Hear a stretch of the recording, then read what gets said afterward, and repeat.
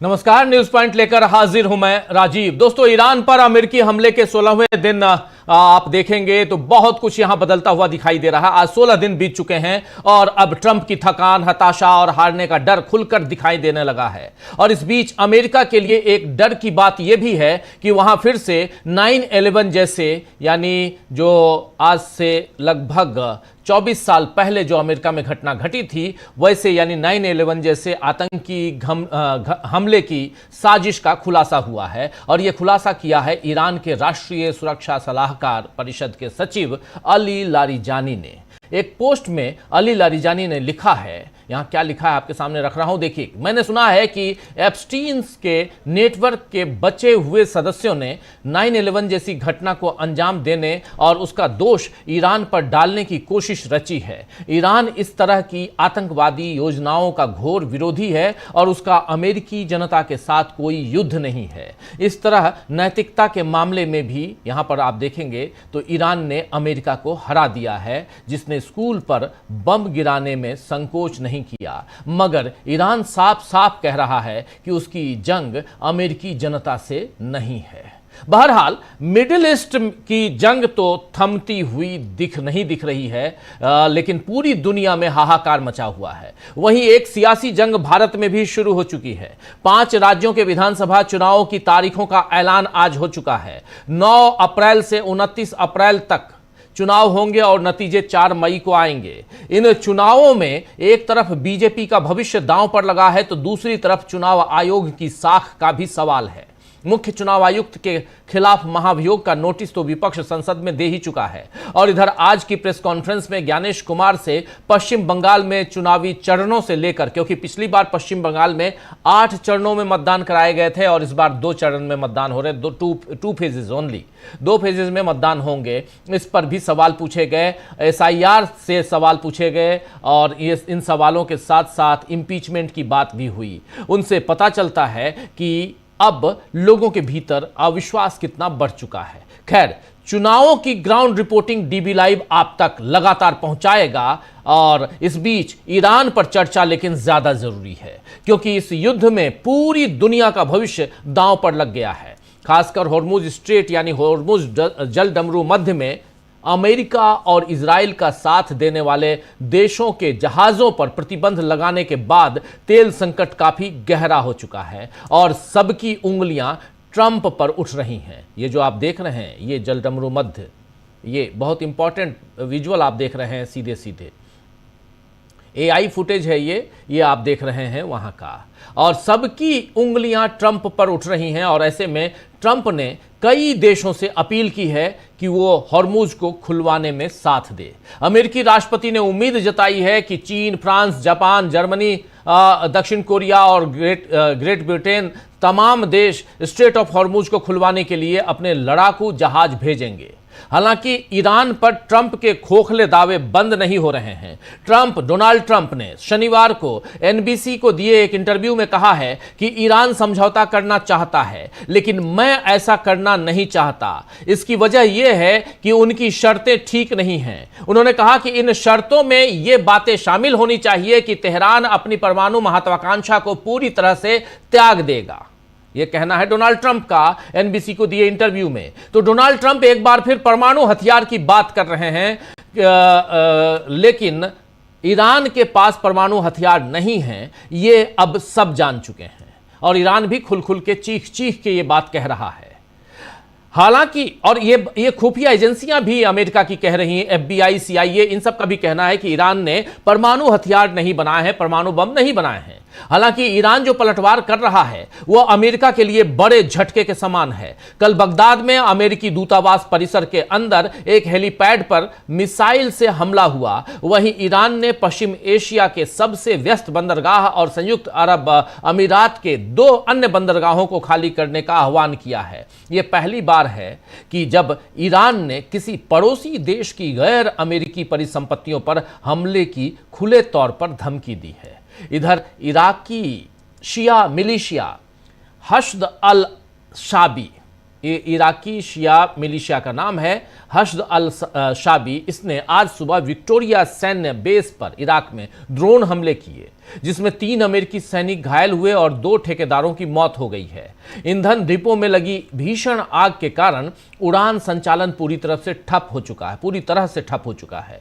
आपको बता दूं कि इस समय इराक में करीब 2500 अमेरिकी सैनिक तैनात हैं, जो लगातार इन हमलों के निशाने पर हैं। वहीं IRGC ने 51वें जवाबी हमले यानी 51st वेव, जो जवाबी वेव है, हमला है, उसमें अमेरिकी अल-खर्ज एयरबेस को निशाना बनाया है। साथ ही ईरान ने अमेरिका से जुड़े औद्योगिक स्थलों पर भी हमले की कड़ी चेतावनी दी है।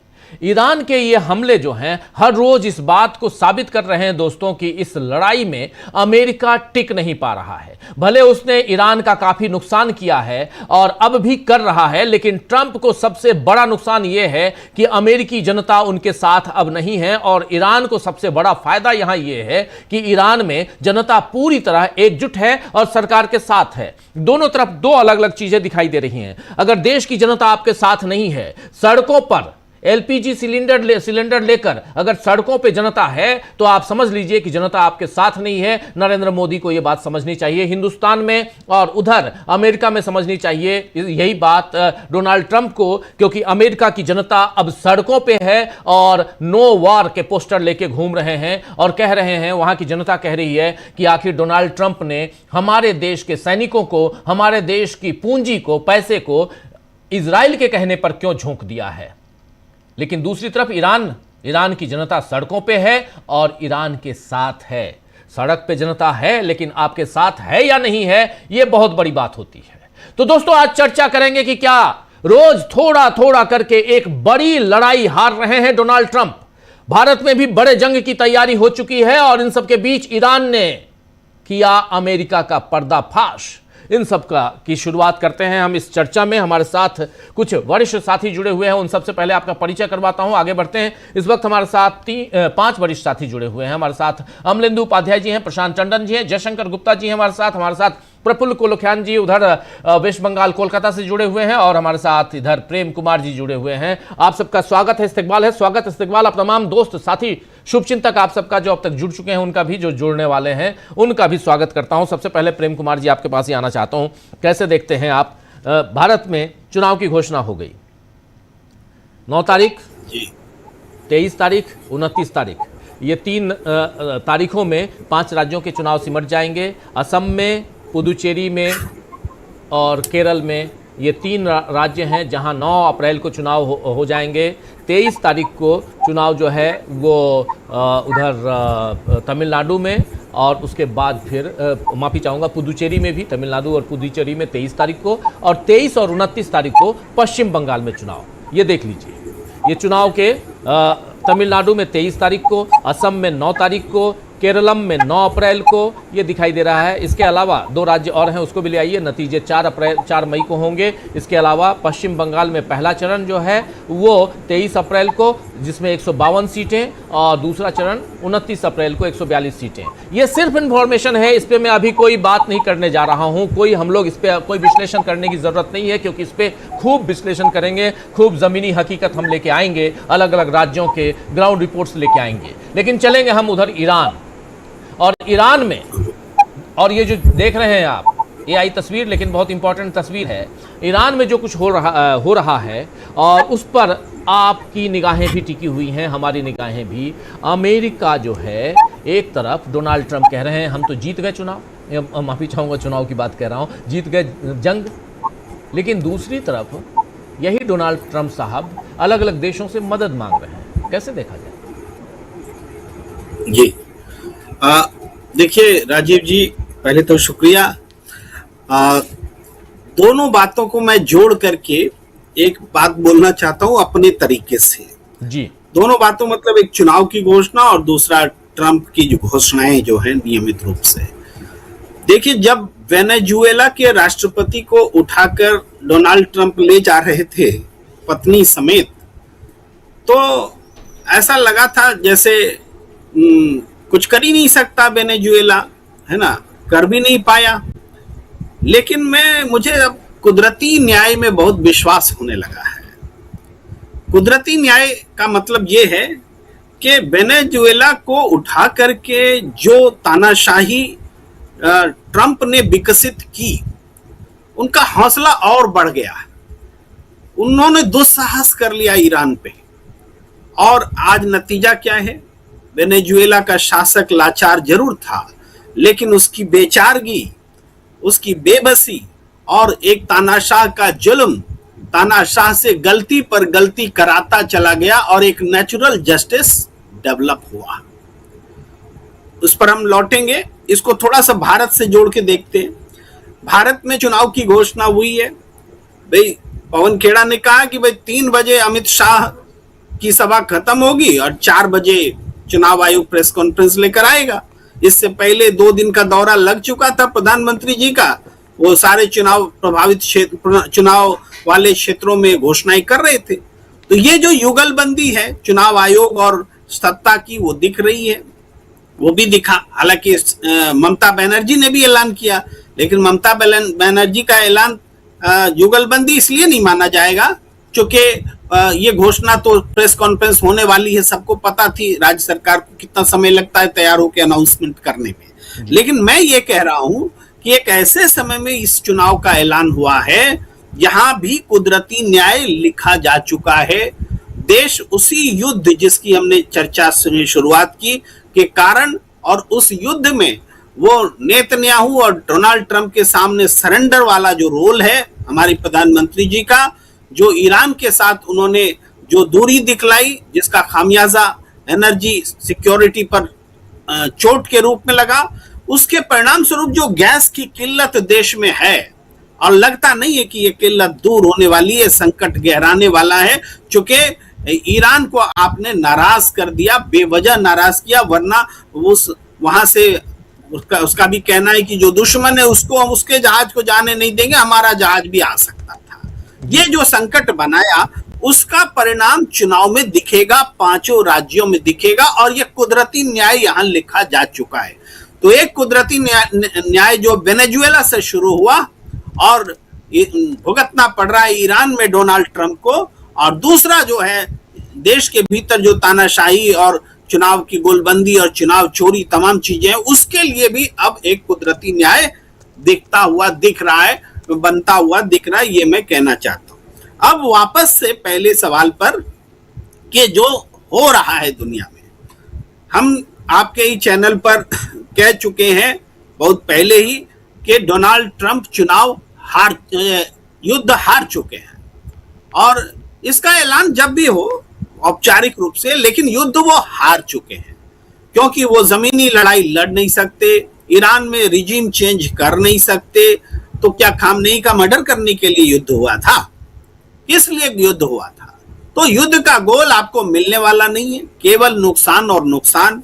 आपने एक के बाद एक अपने साथी खोए, नाटो में मतभेद हुए, यूरोप से लेके अमेरिका तक नजदीकी दोस्त आपके दूर हो गए। आज आप अकेले खड़े, यानी डोनाल्ड ट्रंप अकेले खड़े। अब उन एप्स्टीन वर्ल्ड वाले 2-3 लोगों की बात छोड़ दीजिए, ऐसे दुनिया में ये अकेले खड़े हैं, कोई इनका साथ देता नहीं दिख रहा है। दूसरी तरफ रूस और चाइना ने ऐसी घेराबंदी कर दी है कि इस युद्ध का जो तेल विषयक फायदा है, ऑयल से कमाई है, वो कमाई करने के लिए रूस बैठा हुआ है, ईरान को भी मदद कर रहा है, और ईरान भी अपने आर्थिक स्रोत को बचाने में कामयाब है रूस और चीन की मदद से, क्योंकि उसका भी खरीदार है दुनिया में। तो आप जब ईरान का तेल ही नहीं रोक पाओगे, उसका कारोबार ही ठप नहीं कर पाओगे, तो ईरान को कैसे हराओगे?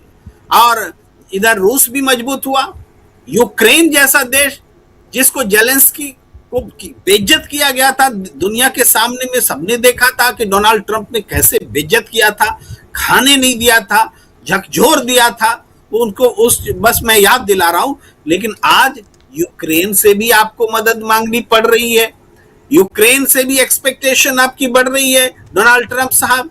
तो आपकी तो इज्जत ही चली गई, आपकी तो क्रेडिबिलिटी ही चली गई, आपकी मतलब देश की, आप कुर्सी अमेरिका की कुर्सी पर हैं, आपने देश की इज्जत जो है मिट्टी में मिला दी है, साख मिट्टी में मिला दी है। तो उसी इस परिप्रेक्ष्य में जो युद्ध से संबंधित घटनाएं होंगी वो बस इंफॉर्मेटिव होगी कि किसने किस इलाके में कितना बम फोड़ दिया, किसने कितने लोगों को जान से मार दिया, यही युद्ध की सूचना रह गई है।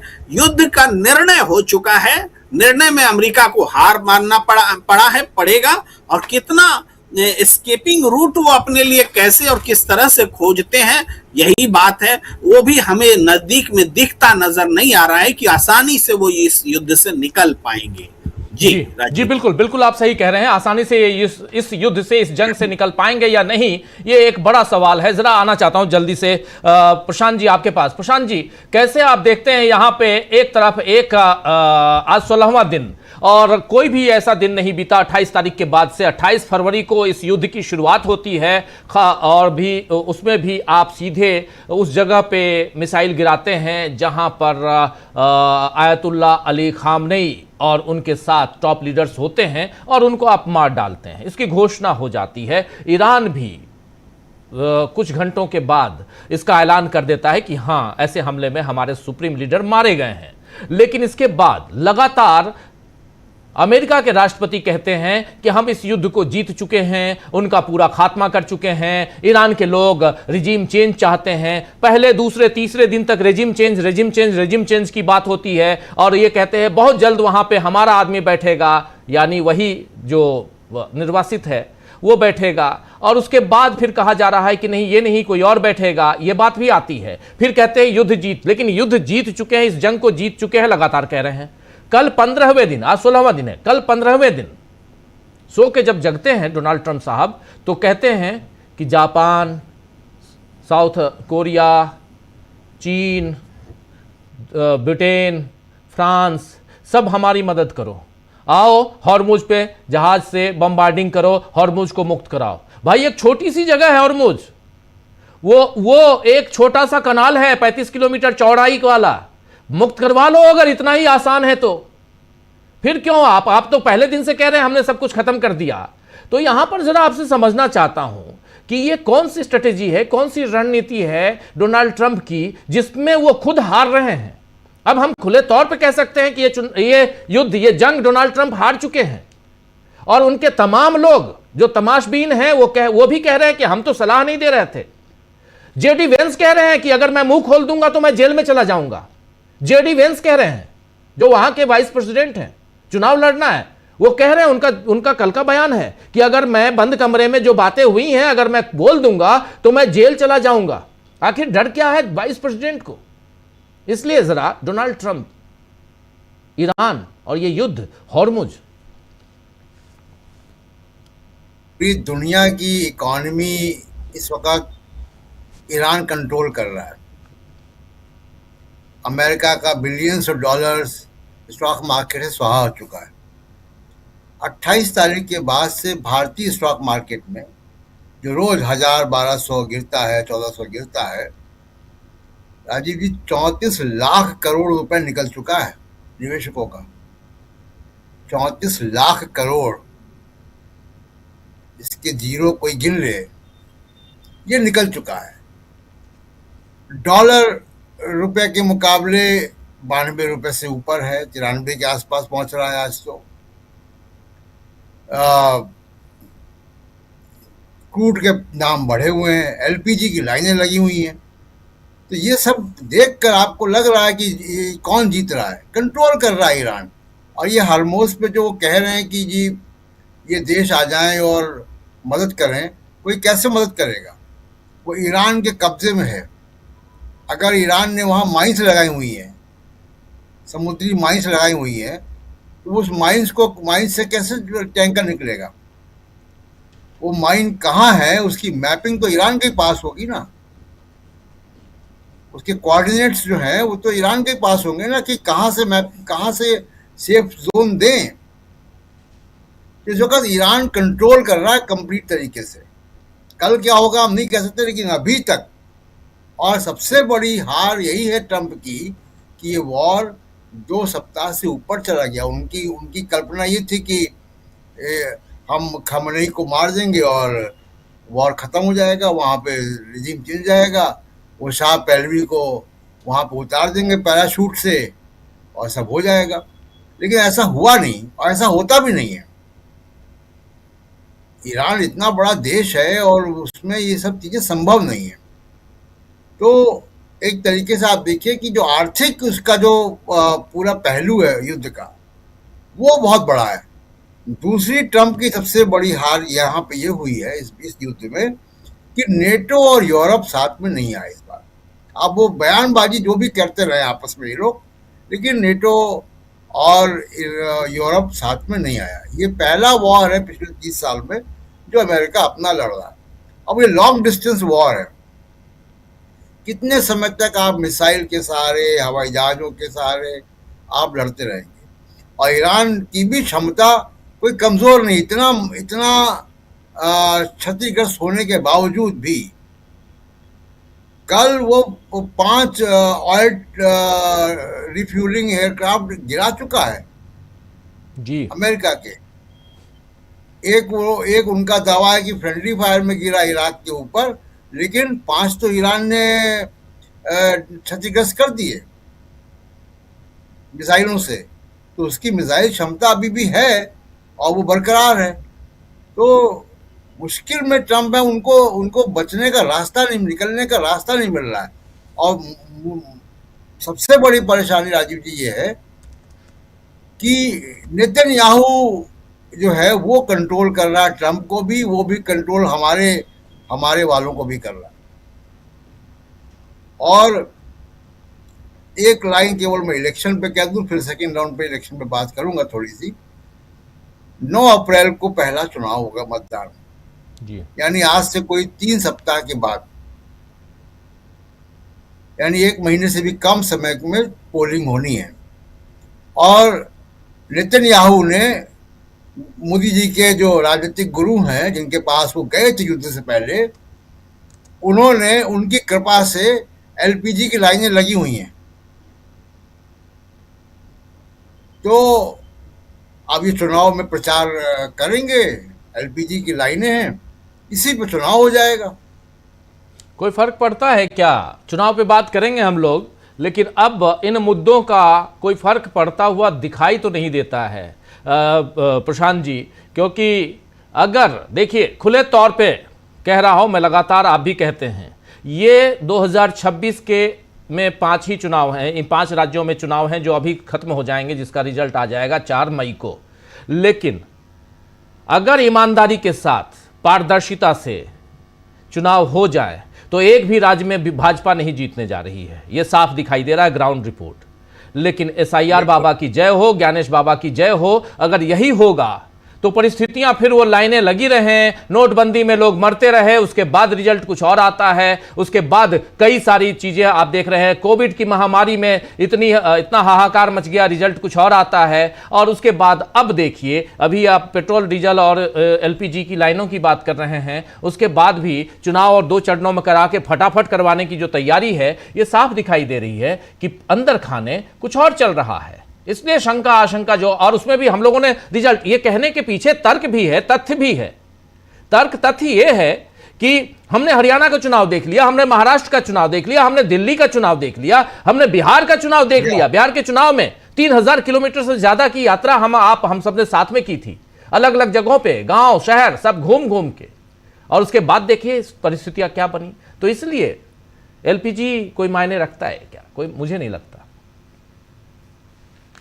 देखिए, जो जिन चुनावों की बात आप कर रहे हैं उसमें सभी राज्यों में सरकार भी इनकी थी, सिस्टम इनके साथ था, सिस्टम इलेक्शन कमीशन का इनके साथ रहेगा। देखिए, ज्ञानेश कुमार पूरी ताकत लगाएंगे बीजेपी के पक्ष में माहौल खड़ा करने के लिए। वो तो बीजेपी के लिए ही एक तरीके से प्रचार भी कर रहे हैं। तो जब अगर वो चुनाव आयुक्त रहते हुए वो जिस तरीके से उनका बर्ताव है, जिन जगहों पे वो जा रहे हैं, वो मंदिरों में जा रहे हैं, वो जिस तरीके का उनका हावभाव, उससे लग रहा है कि वो उनका जो वैचारिक रुझान है वो कहाँ है। और वो उनके बयानों से भी लगता है, उनके कारगुजारियों से भी लगता है। कोशिश पूरी करेंगे, लेकिन सरकारें केवल असम को छोड़ के बाकी जगह नहीं है, पुडुचेरी में भी आधी है, तो देखते हैं। जी बिल्कुल बिल्कुल सही कह रहे हैं आप। वो देखते हैं, जरा आगे बढ़ते हैं। जयशंकर जी आपके पास आना चाहता हूं, फिर प्रफुल्ल जी, अमलेंदु जी आपके पास आता हूं। जयशंकर जी जरा ये बताइए कि क्या यहाँ पे जब हम अमेरिका की और ईरान युद्ध की बात कर रहे हैं अभी फर्स्ट फेज में, अपने फर्स्ट फेज में यानी पहले पार्ट में जब हम बात कर रहे हैं, जरा ये बताइए कि ये डोनाल्ड ट्रंप साहब आखिर चाहते क्या हैं? अगर सीधे सवाल, हालांकि आप उनके दूर दूर तक कोई नाता रिश्ता आपका नहीं है, फिर भी एक पॉलिटिकल एनालिस्ट होने के नाते, सीनियर जर्नलिस्ट होने के नाते, देशबंधु के एग्जीक्यूटिव एडिटर होने के नाते, ज़रा मैं आपसे समझना चाहता हूं कि डोनाल्ड ट्रंप की जो रणनीति है वो आपको कहां दिखाई देती है? ट्रंप की रणनीति तो साफ साफ है, इजराइल के साथ है, और उससे अधिक देखिए इजराइल तो जो है ही है। ट्रंप और अमेरिका की जो रणनीति है या स्ट्रेटजी जो भी कहिएगा, दुनिया के तेल बाजारों पे कब्जा करना है। जो कच्चा तेल है, आपने देखा होगा कि इराक में, लीबिया में, सीरिया में किस तरह से अमेरिका ने हस्तक्षेप किया, और यही बताया कि सब जगह यहाँ इराक में सद्दाम हुसैन जो है वो परमाणु हथियार बना रहे हैं और क्या क्या हो रहा है, ये हो रहा है। उस बेचारे को सूली पे लटका दिया और मिला कुछ भी नहीं। लीबिया में ही कर्नल गद्दाफी के साथ हुआ, मिला कुछ भी नहीं। ईरान के साथ भी यही है, ईरान के साथ भी यही है।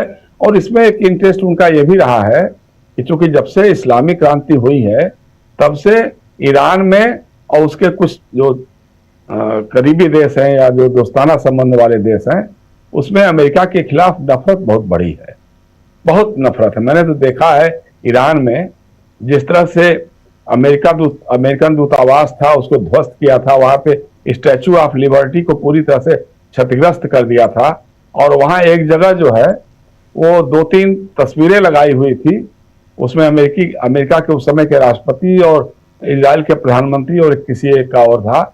उस पर जूता मारते थे लोग, उस पर इनाम लगाते थे कि जिसका जूता सटीक लगेगा उसको हम इनाम देंगे। तो इस हालत तक थी गुस्सा। उस समय सारे प्रतिबंध लगाए थे अमेरिका ने, लेकिन उन प्रतिबंधों का भी सामना करते हुए ईरानी डटे हुए थे। तो ट्रंप चाहते थे या चाहते हैं, अभी भी चाहते हैं कि साहब खमनेई की हत्या हो जाएगी, ईरानी नेतृत्व जो है वो बिखर जाएगा, और हम शाह रजा पहलवी के जो बेटा है वहां अमेरिका में बैठा हुआ है, जो उनका पिट्ठू है, उसको यहां ला के तख्त नसीब कर देंगे, गद्दी नसीब कर देंगे। और उसके बाद से पूरा अमेरिका का तेल भंडार या सारा कुछ जो है जैसे वेनेजुएला में हो गया वैसे उनके पास था। अब उनको ये समझ में नहीं आया, पता नहीं उनकी सीआईए और सारा गणित, या तो सीआईए के लोग उनका साथ नहीं दे रहे होंगे या जो भी है, लेकिन कि भाई ये इराक, लीबिया, सीरिया और वेनेजुएला नहीं है। ईरान सबसे प्राचीन सभ्यताओं संस्कृति वाला देश है, उसका अपना एक गौरवशाली इतिहास रहा है, और वो लोग मरने मारने के ऊपर आमादा रहते हैं कि मतलब ठीक हम अपने सेल्फ डिफेंस के लिए किसी भी हद तक जा सकते हैं। ट्रंप ने तो ये सोचा होगा कि 2-3 दिन में मामला खत्म हो जाएगा, हमारा कब्जा हो जाएगा, उसके बाद पूरा ये लोग गिरफ्तारी करके इनको कर देंगे, सुलीब चढ़ा देंगे। लेकिन हो क्या रहा है? हो ये रहा है कि अब अमेरिकी सैनिक मारे जा रहे हैं, उनके जहाज ध्वस्त हो रहे हैं, उनके ठिकाने ध्वस्त हो रहे हैं। आप देखिए कि जिस तरह से खाड़ी देशों में अमेरिका ने अपने एयरबेस या नौसैनिक अड्डे बनाए, उसी समय खाड़ी के देशों को सतर्क हो जाना चाहिए था कि भाई ये हमारा इस्तेमाल किसी हमारे पड़ोसी के खिलाफ भी कर सकता है, अदरवाइज क्यों हमारे यहां बना रहा है। आज वही हो रहा है। भाई उसकी कीमत यूनाइटेड अरब अमीराट्स को चुकानी पड़ रही है, कतर, ओमान और बाकी जो खाड़ी देश है उनको चुकानी पड़ रही है, क्योंकि उनके यहाँ जो एयरबेस बने हैं उस पर जब ईरान के लोग हमला कर रहे हैं तो जाहिर सी बात है कि उनकी अर्थव्यवस्था भी चौपट हो रही है, टूट रही है, वहां के लोग मारे जा रहे हैं। तो ये सारी चीजें हैं। तो पूरी तरह से ट्रंप अब बौखलाए हुए हैं, उनको समझ में नहीं आ रहा है। बात हमारे मित्र लोग सही कह रहे थे कि उनकी समझ में नहीं आ रहा है कि हमारे लिए वे आउट क्या है, कैसे बाहर निकले। अब कभी कह रहे हैं कि साहब ईरान चाहता है कि समझौता हो जाए और युद्ध विराम हो जाए, लेकिन हम उनकी शर्तों को नहीं मानेंगे। ईरान कह रहा है कि ठीक है, आप चाहते हैं हम भी कर सकते हैं युद्ध विराम और समझौता कर सकते हैं, लेकिन वो समझौता हमारी शर्तों पे होगा। ये बात सही है। तो अभी तक ईरान डटा हुआ है और अमेरिका में नुकसान पर नुकसान, भाई हजारों करोड़ रुपए प्रतिदिन का खर्च अमेरिकी अर्थव्यवस्था को उठाना पड़ रहा है युद्ध के चलते, जो अवांछित था, जिसकी कोई जरूरत नहीं थी। आप सिर्फ अपना इजराइल से दोस्ती दिखाने के लिए, और हमारे यहां देखिए जो असर, हमारे प्रधानमंत्री इजराइल जाते हैं, वहां से सम्मान लेते हैं, इजराइल की संसद से वह सम्मान लेते हैं जो भूतो न भविष्यति, कभी इसके पहले कोई उस नाम का सम्मान भी नहीं था, वो सम्मान लेकर के आते हैं। वहीं पे मुहर लग जाती है कि अब इजराइल ईरान पे अटैक करेगा, अमेरिका के साथ मिलकर के करेगा। यानी आप अपनी रजामंदी वहां पर दे करके आते हैं। अब हमारी कूटनीति, हमारी विदेश नीति क्या है? आज हम कहीं के नहीं रह गए हैं। कभी हम रूस के आगे हाथ फैला रहे हैं, कभी ईरान से रोते हैं, गिड़गिड़ाते हैं कि भैया माफ कर दो यार, हम तो गलती हो गई, वो जल डमरू मध्य से हमारे जहाजों को, हमारे जो तेल वाले टैंकर वाले जहाज है उनको निकलने दो। अदरवाइज क्या हालत है? आज देखिए देश में जो हालत किल्लत हो गई है। रसोई गैस की कीमत पहली बार 65 रुपए एक दिन में बढ़ा दी गई, और ये तेल कंपनियों ने नहीं बढ़ाया, ये सरकार ने बढ़ाया है। और उसकी मार कितनी पड़ रही है? राजीव जी, मैं एक बाप हूं, मेरी बेटी का विवाह था, जो गैस की किल्लत हुई है, जिस ढंग से हमने अपने आप को मैनेज किया है, मैं बता नहीं सकता हूं आपसे। और हमारे जैसे, चूंकि हम राजधानी में हैं, हमारा थोड़ा बहुत रसूख भी है, लेकिन जो आम आदमी है, जो मध्यम वर्ग का आदमी है, जो बाकी शहरों में है, कलकत्ता में है, गुवाहाटी में है, चेन्नई में है, उसकी दशा क्या हो रही होगी? लाइनें लगी हैं सुबह से लेकर के दिन में शाम तक, बल्कि सुबह में भी 2-3 बजे से ही लोग लग जाते हैं लाइन पे, महिलाएं लगी हुई हैं कतारों में।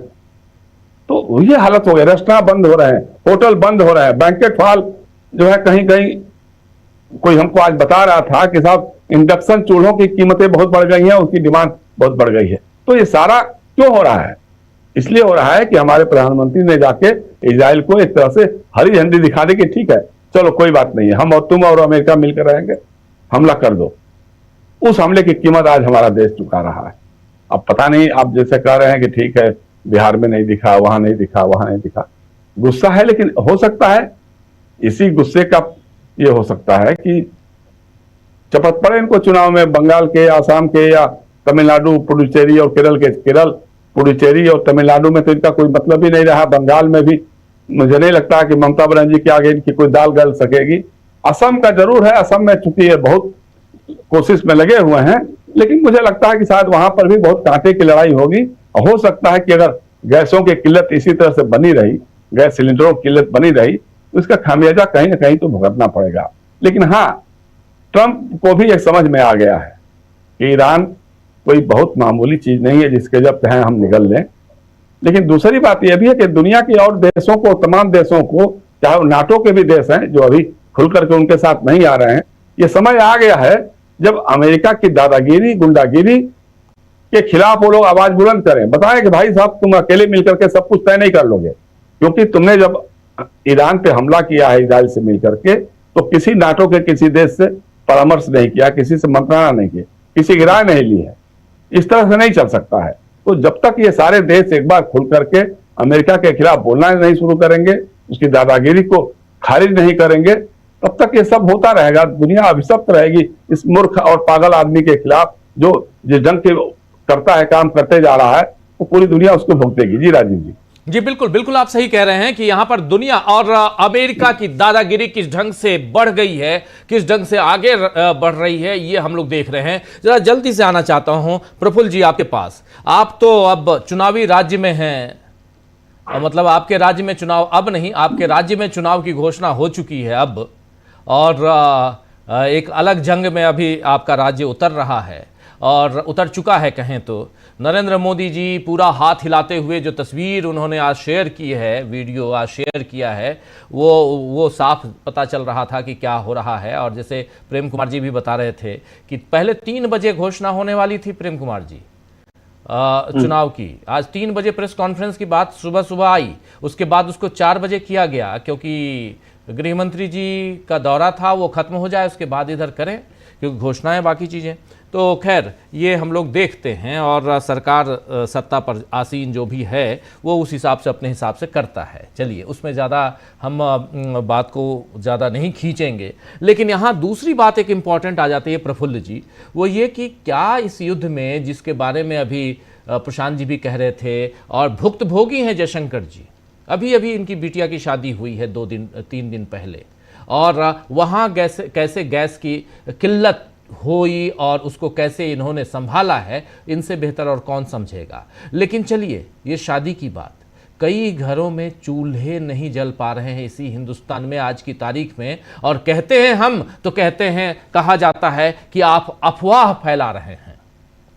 कल ही बताया गया कि 45 दिन, अगर आप अभी नंबर लगा दीजिए 45 दिन में आपके वो आएंगे। भाई 45 दिन क्या, कौन भूखा, ये वैसे ही हो गया कि एम्स में आप जाइए किसी चीज़ के इलाज के लिए और कहेगा तत्काल आपको ऑपरेशन की ज़रूरत है। मैं दिल्ली एम्स की बात कर रहा हूँ, ऑपरेशन की ज़रूरत है। और जब नंबर की बारी आएगी तो ये 2026 चल रहा है ना, 6 महीने नहीं, 2027 का नंबर मिलेगा आपको। इंसान मर जाएगा, तब तक मर जाएगा, डॉक्टर्स नहीं हैं। वही चीज़ है इसके लिए, किल्लत, दिक्कत। जरा आपसे समझना चाहता हूं इन सब के बीच वो जो युद्ध है उस युद्ध का कितना प्रभाव इधर पड़ रहा है ये भी बताइएगा। आपके राज्य में पश्चिम बंगाल में कितना प्रभाव पड़ा भी है कि नहीं पड़ा है ये भी बताइएगा। ये बहुत इंपॉर्टेंट है क्योंकि आप ग्राउंड जीरो पे हैं, इसलिए सवाल आपसे कर रहा हूं मैं। और फिर आपसे भी वही सवाल, ये अमेरिका कहां खड़ा है, डोनाल्ड ट्रंप? और अमेरिका तो पूरी तरह से फंस गया है, और फंस गया है कि इसको बहुत जो गरूर था, वो गरूर था कि ग्लोबलाइजेशन के समय में शायद जोसेफ स्टिग्लिट्ज़ ने ही कहा था कि क्रूरता और हथियार ग्लोबलाइजेशन के दो ये होंगे, क्रूरता और घुसखोरी, हथियार और घुसखोरी, इसके दो हथियार होंगे ग्लोबलाइजेशन के सेकेंड अध्याय का। इनको पश्चिम बंगाल की बात चल रही, आप जानते हैं यहाँ पलासी का युद्ध हुआ था और घुसखोरी के बल पर उसे जीत लिया गया था, लड़ाई नहीं हुई थी। पश्चिम की दुनिया में इधर के बाकी लोगों के लिए उनका ये मानना है कि बड़े अनैतिक लोग हैं और पैसा देने पर ये कुछ भी कर सकते हैं। उस पर कितनी सच्चाई है नहीं है ये तो अलग बात है, लेकिन ईरान में यह बात सही साबित नहीं हुई। खूब पैसा खर्चा करने की योजना थी, घुसखोरी के लिए पूरा इंतजाम किया गया था, लेकिन उसमें वो कामयाब नहीं हो पाए। काफी पैसा खर्चा किया गया, उसी का अंत में जब कामयाब नहीं हुए तो अभी दूसरे ढंग से उसको कह रहे हैं कि इनको इतना दिया जाएगा, उनको उतना दिया जाएगा, यह कर दो वह कर दो। एक कम बड़ी बात नहीं है जब ये कह रहे हैं कि 9/11 की तरह की कोई योजना थी और जिसका दोष ईरान पर डाला जाना था कि ईरान ने जो है इस प्रकार की योजना बनाई है जिस प्रकार ओसामा बिन लादेन पर डाला गया। आज तो बात समझ में आती है कि ओसामा बिन लादेन को किस प्रकार से उसको बनाया गया, जो था या नहीं था ये तो अलग बात है, लेकिन किस प्रकार उसे उस सांचे में ढाल दिया गया, क्योंकि उसके पहले भी उसका एक अतीत था, अतीत में उसकी कार्रवाइयां भी थी, उसके पार्टनर्स भी थे। तो मैं ये कह रहा हूं कि ये चुनाव में अमेरिका तो पूरी तरह से फंस गया है और ईरान ने बड़ी कुशलता से सरकारों और वहां की जनता में फर्क पैदा कर दिया है। ये अद्भुत है, क्योंकि चुनी हुई सरकार में जो चुनावी तानाशाही की प्रवृत्ति होती है वह बहुत भयानक होती है और ईरान ने इस बात को महसूस कर लिया। अभी भारत सरकार के साथ भी जो बात हुई उसको सरकार को नहीं, यहाँ की जनता के बारे में बात करें कि यहाँ की जनता के, यहाँ के लोगों को तकलीफ नहीं होनी चाहिए। सरकारें आती है जाती है, लेकिन भारत सरकार के साथ नहीं, भारत की जनता के साथ ईरान की जनता का लंबा संबंध रहा है, सभ्यतामूलक संबंध रहा है। और इसी प्रकार वो अमेरिका के लोगों के साथ भी कह रहा है कि अमेरिकी लोगों से उसकी दुश्मनी नहीं है या अमेरिकी लोगों के साथ उनका कोई संघर्ष नहीं है, उनका अगर कोई संघर्ष है तो ट्रंप के साथ है। और ये विश्व राजनीति में एक बड़ी बात है, क्योंकि सरकार और जनता में फर्क करके अगर कोई देख रहा है तो ये बड़ी बात है, क्योंकि सामान्यतः चुनाव से जो सरकारें बनती है हम ये उम्मीद करते हैं कि सरकार और जनता में जो फर्क होता है वो न्यूनतम होता। क्या है, क्यों ये फर्क पैदा हो गया? क्योंकि सत्ता और जनता के बीच में एक और चीज होती है जिसका नाम होता है संस्था, तो संस्थाएं अगर सरकार के खापे में पूरी की पूरी तरह से चली जाएगी तो जाहिर है कि जनता सामने आ जाएगी, अकेली पड़ जाएगी। और जनता का, लोकतंत्र में जनता का मतलब होता है विपक्ष। अगर सरकार का जनता के प्रति कैसा व्यवहार है यह अगर जानना हो तो उसे यह देख लेना चाहिए कि विपक्ष के प्रति उसका क्या व्यवहार है।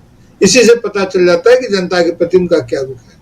पश्चिम बंगाल में अभी चुनाव है, अभी चुनाव की तो घोषणा ही हुई है, इस पर विश्लेषण हम लोग करते रहेंगे।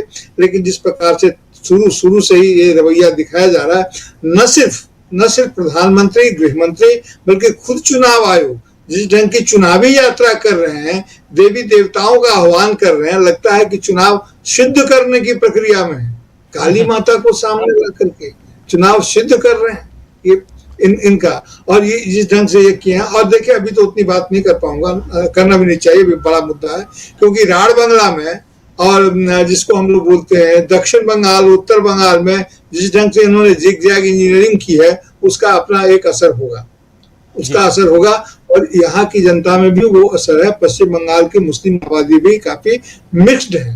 ये ठीक है कि सिया सुन्नी के अंतर में यहाँ पर हम नहीं जाएंगे, लेकिन जब बात होती है तो सिया हो या सुन्नी हो, मैंने पहले भी कहा था कि उस मामले में ये एक हो जाते हैं जहां बात इस्लामिक एसेंस की आती है।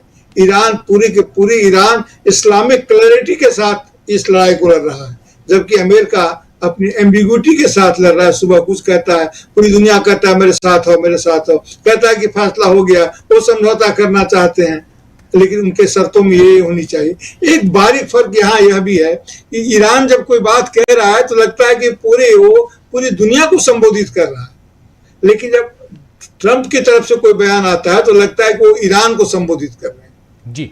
उससे कह रहे हैं कि तुम्हारी शर्तों में ये होना चाहिए, तुम्हारी शर्तों में ये होना चाहिए, जबकि ईरान बहुत बखूबी, बहुत करीने से पूरी दुनिया को कह रहा है कि हम ये चाहते हैं, ये होना चाहिए। तो ऐसे में निश्चित रूप से प्रभाव पड़ेगा। और अभी तो यहाँ भी एक एक दिन भारी पड़ रहा है, एक एक दिन भारी पड़ रहा है ट्रंप महोदय के इससे। और जब तक चुनाव आएगा तब तक पता नहीं कौन सी स्थिति पैदा होगी। अभी तो लाइन लगा हुआ है, ये तो चाहते भी हैं कि एलपीजी से सीएनजी में शिफ्ट हो जाया जाए। प्रशांत सर बेहतर बोल पाएंगे, जयशंकर सर, ये चाहते हैं कि एलपीजी सरकारी इंडियन और इसे एचपी गैस से अदानी गैस की लोकप्रियता अधिक बढ़े, उसको अधिक मौका मिले। पता नहीं और क्या क्या सोचते होंगे। आपदा में अवसर जो लोग पूछते हैं, गैस तो लेके बाहर से ही आना पड़ेगा। आप अदानी हो या अंबानी हो, लाना तो हॉर्मुज से ही पड़ेगा। और हॉर्मुज से उधर हमारे साथी जुड़ गए हैं, वहां से ईरान से नजर अब्बास रिजवी साहब, उनसे पूछ लेते हैं। जी मुझे 30 सेकंड का समय दीजिए। जी प्लीज। ये बात आप बिल्कुल सही कह रहे हैं। गैस की किल्लत देश में आज नहीं है, ये किल्लत पैदा की गई है। वहां से आने में जो इन ट्रांजिट टाइम होता है वो कहाँ गया? आने में तो समय लगता है ना। वो सारा का सारा गैस जो अपने कब्जे में है उसको अदानी के प्लांट में भरने में कितना समय लगेगा? ठीक है। तो कई तरह की चीजें हैं। बहरहाल अब हम सुनते हैं, ग्राउंड जीरो से रिपोर्ट सुनेंगे, हमें भी अच्छा लगेगा और पता चलेगा कि हो क्या रहा है।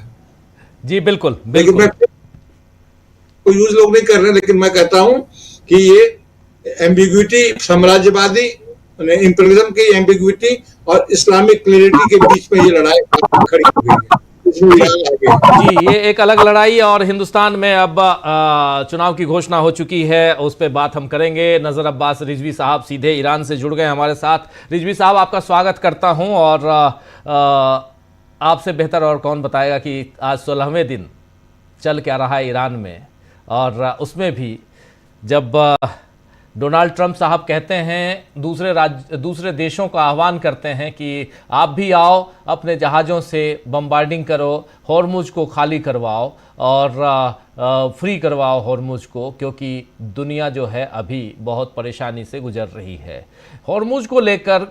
और ये साफ हम लोग जो जिस नैरेटिव को हम लोग यहाँ देख रहे हैं वो लग रहा है कि कहीं न कहीं ईरान से बाहर निकल के ये पूरा ध्यान हॉर्मुज पे केंद्रित करना चाहते हैं यहाँ डोनाल्ड ट्रंप।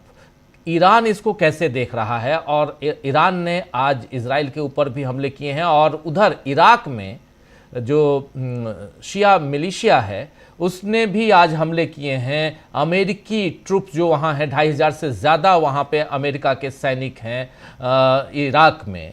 और तीसरी बात एक इम्पॉर्टेंट आई है, ये सारी बातें मैं आपके सामने रख देना चाह रहा हूँ। तीसरी बात ये कि अब्बास अरागची साहब ने कहा है कि कल जो हॉर्मुज के पास जो हमले किए गए अमेरिका की तरफ से, वो यूएई के 2 अलग अलग ठिकानों से किए गए थे और वो मीडियम रेंज मिसाइलों से किए गए।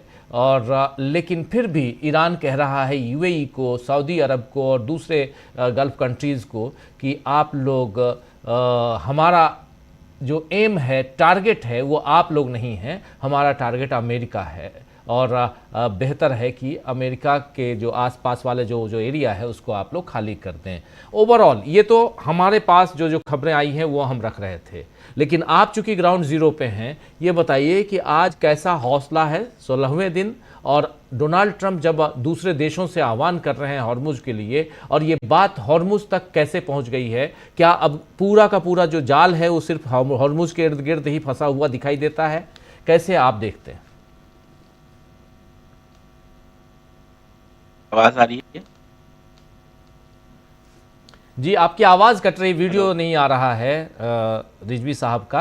रिजवी साहब जुड़ गए हैं, मैं चाहता हूं कि नज़र अब्बास रिजवी साहब एक बार दोबारा जोड़ने की कोशिश करें। मुझे लग रहा है कि रिजवी साहब की आवाज़ यहाँ नहीं आ रही है, आवाज़ नहीं आ रही है। अभी एक छोटी सी आवाज़ आई लेकिन चली गई। चलिए कोई बात नहीं, दोबारा जैसे जुड़ते हैं रिजवी साहब के पास हम आएंगे, बहुत इंपॉर्टेंट। लेकिन अमलेंदु जी, इन्हीं सवालों के साथ आपके पास, लेकिन हम हिंदुस्तान से इसका विश्लेषण कर रहे हैं, कैसे देखा जाए? मध्य पूर्व में लेकिन इसके असरात जो हैं वो भारत पर साफ तौर पर दिखाई पड़ रहे हैं, और जाहिर सी बात है कि अर्थव्यवस्था पर भी इसके असर दिखाई पड़ रहे हैं, वो भारत की अर्थव्यवस्था पर भी दिखना शुरू हो गए हैं, इसमें कोई दो राय अब बची नहीं है। लफाजी कोई कितनी भी कर ले और बातें कोई कितनी भी कर ले राजीव जी, लेकिन देश के सामने अब संकट गहराता जा रहा है, ये साफ तौर पर दिखाई पड़ रहा है।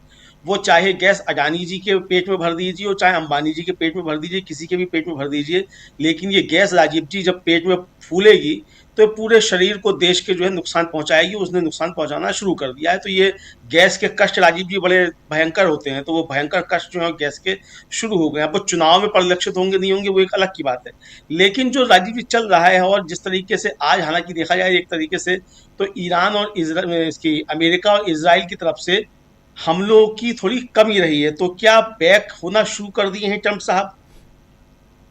धमकियों के बावजूद अगर हमले जो हैं जो थे वो करते थे वो कम हो रहे हैं, और जैसा कि पकड़ा गया है उनको, अब्बास अरागची ने कहा कि हमले जो हैं ये हल्की मिसाइल से किए गए और ये पड़ोसी मुल्कों से किए गए, तो पकड़े गए हैं कि आप पड़ोसी देशों के जो अड्डे हैं वहाँ से आप इसका इस्तेमाल कर रहे हैं, तो अब क्या वहाँ से निकलना चाहते हैं और इसके लिए धीरे धीरे इस तरीके से निकल रहे हैं?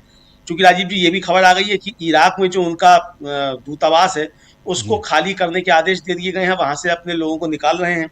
इधर इजराइल से जो है न सिर्फ इराक, 14 देशों को एडवाइजरी जारी की है अमेरिका ने, 14 देशों को, और पूरे खाली करने के लिए, नॉट ओनली इराक के दूतावास और बाकी सब जगहों पे, और कह दिया गया है कि जो भी यहाँ रहना चाह रहा है वो अपनी मर्जी से रहेगा, उसके लिए अमेरिका जिम्मेदार नहीं होगा, वरना यहाँ से या तो अमेरिका वापस चले जाए या किसी तीसरे देश में चले जाएं जो युद्धग्रस्त क्षेत्र से बाहर हो। ये साफ साफ कहा गया है। अमेरिका ने ये साफ साफ कह दिया है कि आप अब इन देशों में, जिसमें गल्फ कंट्रीज सारे हैं, जितने इनके ट्रूप वहाँ पर, जितने इनके सैनिक हैं, उसके अलावा जितने भी हैं, आप यहाँ से चले जाइए। जबकि ईरान कह रहा है कि ये जहाँ भी रहेंगे, अमेरिकी जहाँ भी हैं, हम चुन चुन के मारेंगे। और ये चुन चुन के मार भी सकते हैं ईरानी, इसलिए क्योंकि चीन इनको जो सैटेलाइट पिक्चर्स उपलब्ध करा रहा है वो ज़बरदस्त है। वो बैडू करके इनका जो है, जो GPS सिस्टम है, बैडू, वो GPS सिस्टम चीन का है, जिसके पास 45 सैटेलाइट्स हैं, जबकि GPS जो यहाँ अमेरिका वाला है उसके पास, उसमें 20 सैटेलाइट हैं, और 4K पिक्चर्स दे रहा है चीन ईरान को, यानी HD, और उसमें भी 4000 गुना क्लियर। आप समझ सकते हैं कि डॉट्स तक मिल रहे हैं एक एक जगह दुश्मन के। अगर ईरान के दुश्मन अमेरिका, इजराइल देखा जाए तो एक एक जगह के डॉट्स भी, इसीलिए ईरान तगड़ा हमला कर पा रहा है। दूसरी चीज, आपकी बातों आप आगे बढ़ाइएगा, लेकिन ये बहुत इंपॉर्टेंट इंफॉर्मेशन है। दूसरी चीज, ईरान ने क्या किया, अपने छोटे मिसाइलों, जिसने शुरुआत में उसने कहा था कि कबाड़ निकाल रहे हैं, उन कबाड़ों के जरिए इनके पास जितने भी इंटरसेप्टर्स थे अमेरिका के पास और खासकर इजराइल के पास, सबको खत्म कर दिया। भाई हम फेंक रहे हैं यहां से एक छोटा सा मिट्टी का गोला बना के, और उसको इंटरसेप्ट करने में आपने लगा दिए पैसे। ये यहां से 200 रुपए की चीज भेज रहा है, उसको वहां 2 लाख रुपया खर्च करना पड़ रहा है।